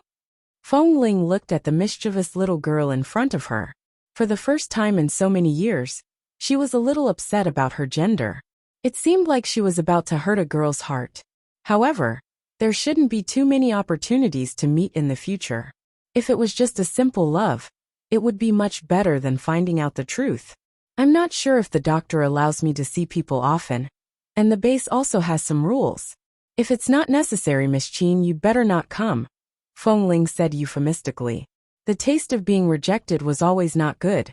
Although she knew that Feng Ling would definitely not agree, hearing such a straightforward answer, Qin Shuk was still a little disappointed. She lowered her head, raised her hand, and tugged at Feng Ling's cuff weakly. Then I can't see you again in the future. Feng Ling looked at the little girl's white and delicate fingertips, and was about to push her hand away when Qin Shuk suddenly clenched her cuff. How about this? I won't disturb you these days, but on the day you leave the hospital, I'll come to see you, okay? Miss Qin, it's still raining outside. Let's talk about it later. If you keep standing like this, you will catch a cold. Feng Ling didn't answer but calmly reminded her. Qin Shuk's eyes lit up at this moment. She wanted to say that if she caught a cold, she could take this opportunity to get an injection or be hospitalized in the hospital so that she could get close to him. But when the words came to her mouth, she saw that Feng Ling didn't seem to be interested in her at all. So she had to shut her mouth and reluctantly let go of Feng Ling's sleeve. Then I'll go back with my aunt and cousin first. If we have a chance to meet again in the future, I'll ask for your phone number. Can you give it to me? Next time? There shouldn't be a next time, right? Feng Ling just smiled lightly. Then let's talk about it next time. As if hearing a glimmer of hope from such hopeless words, Qin Shuk immediately grinned, turned, and ran back to the car quickly. She then turned back to wave at Feng Ling and entered the car. The tall black Hummer galloped in the rain and stopped in front of the hospital. When Li Nanheng rolled down the window, he saw such a scene. The girl stood in the rain and reluctantly tugged at the sleeves of the boy. And then the boy seemed to promise her something. The girl blushed and happily turned to run to the car not far away. On the passenger seat of the Hummer, there was a tablet that had not been turned off. On it was a video conference of the base that had just ended. The screen was dark, and the conference had just ended a minute ago. Li Nanheng, who had opened the window to light a cigarette, played with the silver lighter in his left hand, glanced indifferently at the boy standing in front of the hospital, and his dark eyes darkened, and even a lot of coldness entered his eyes. The phone rang at this time. It was Xiao Su.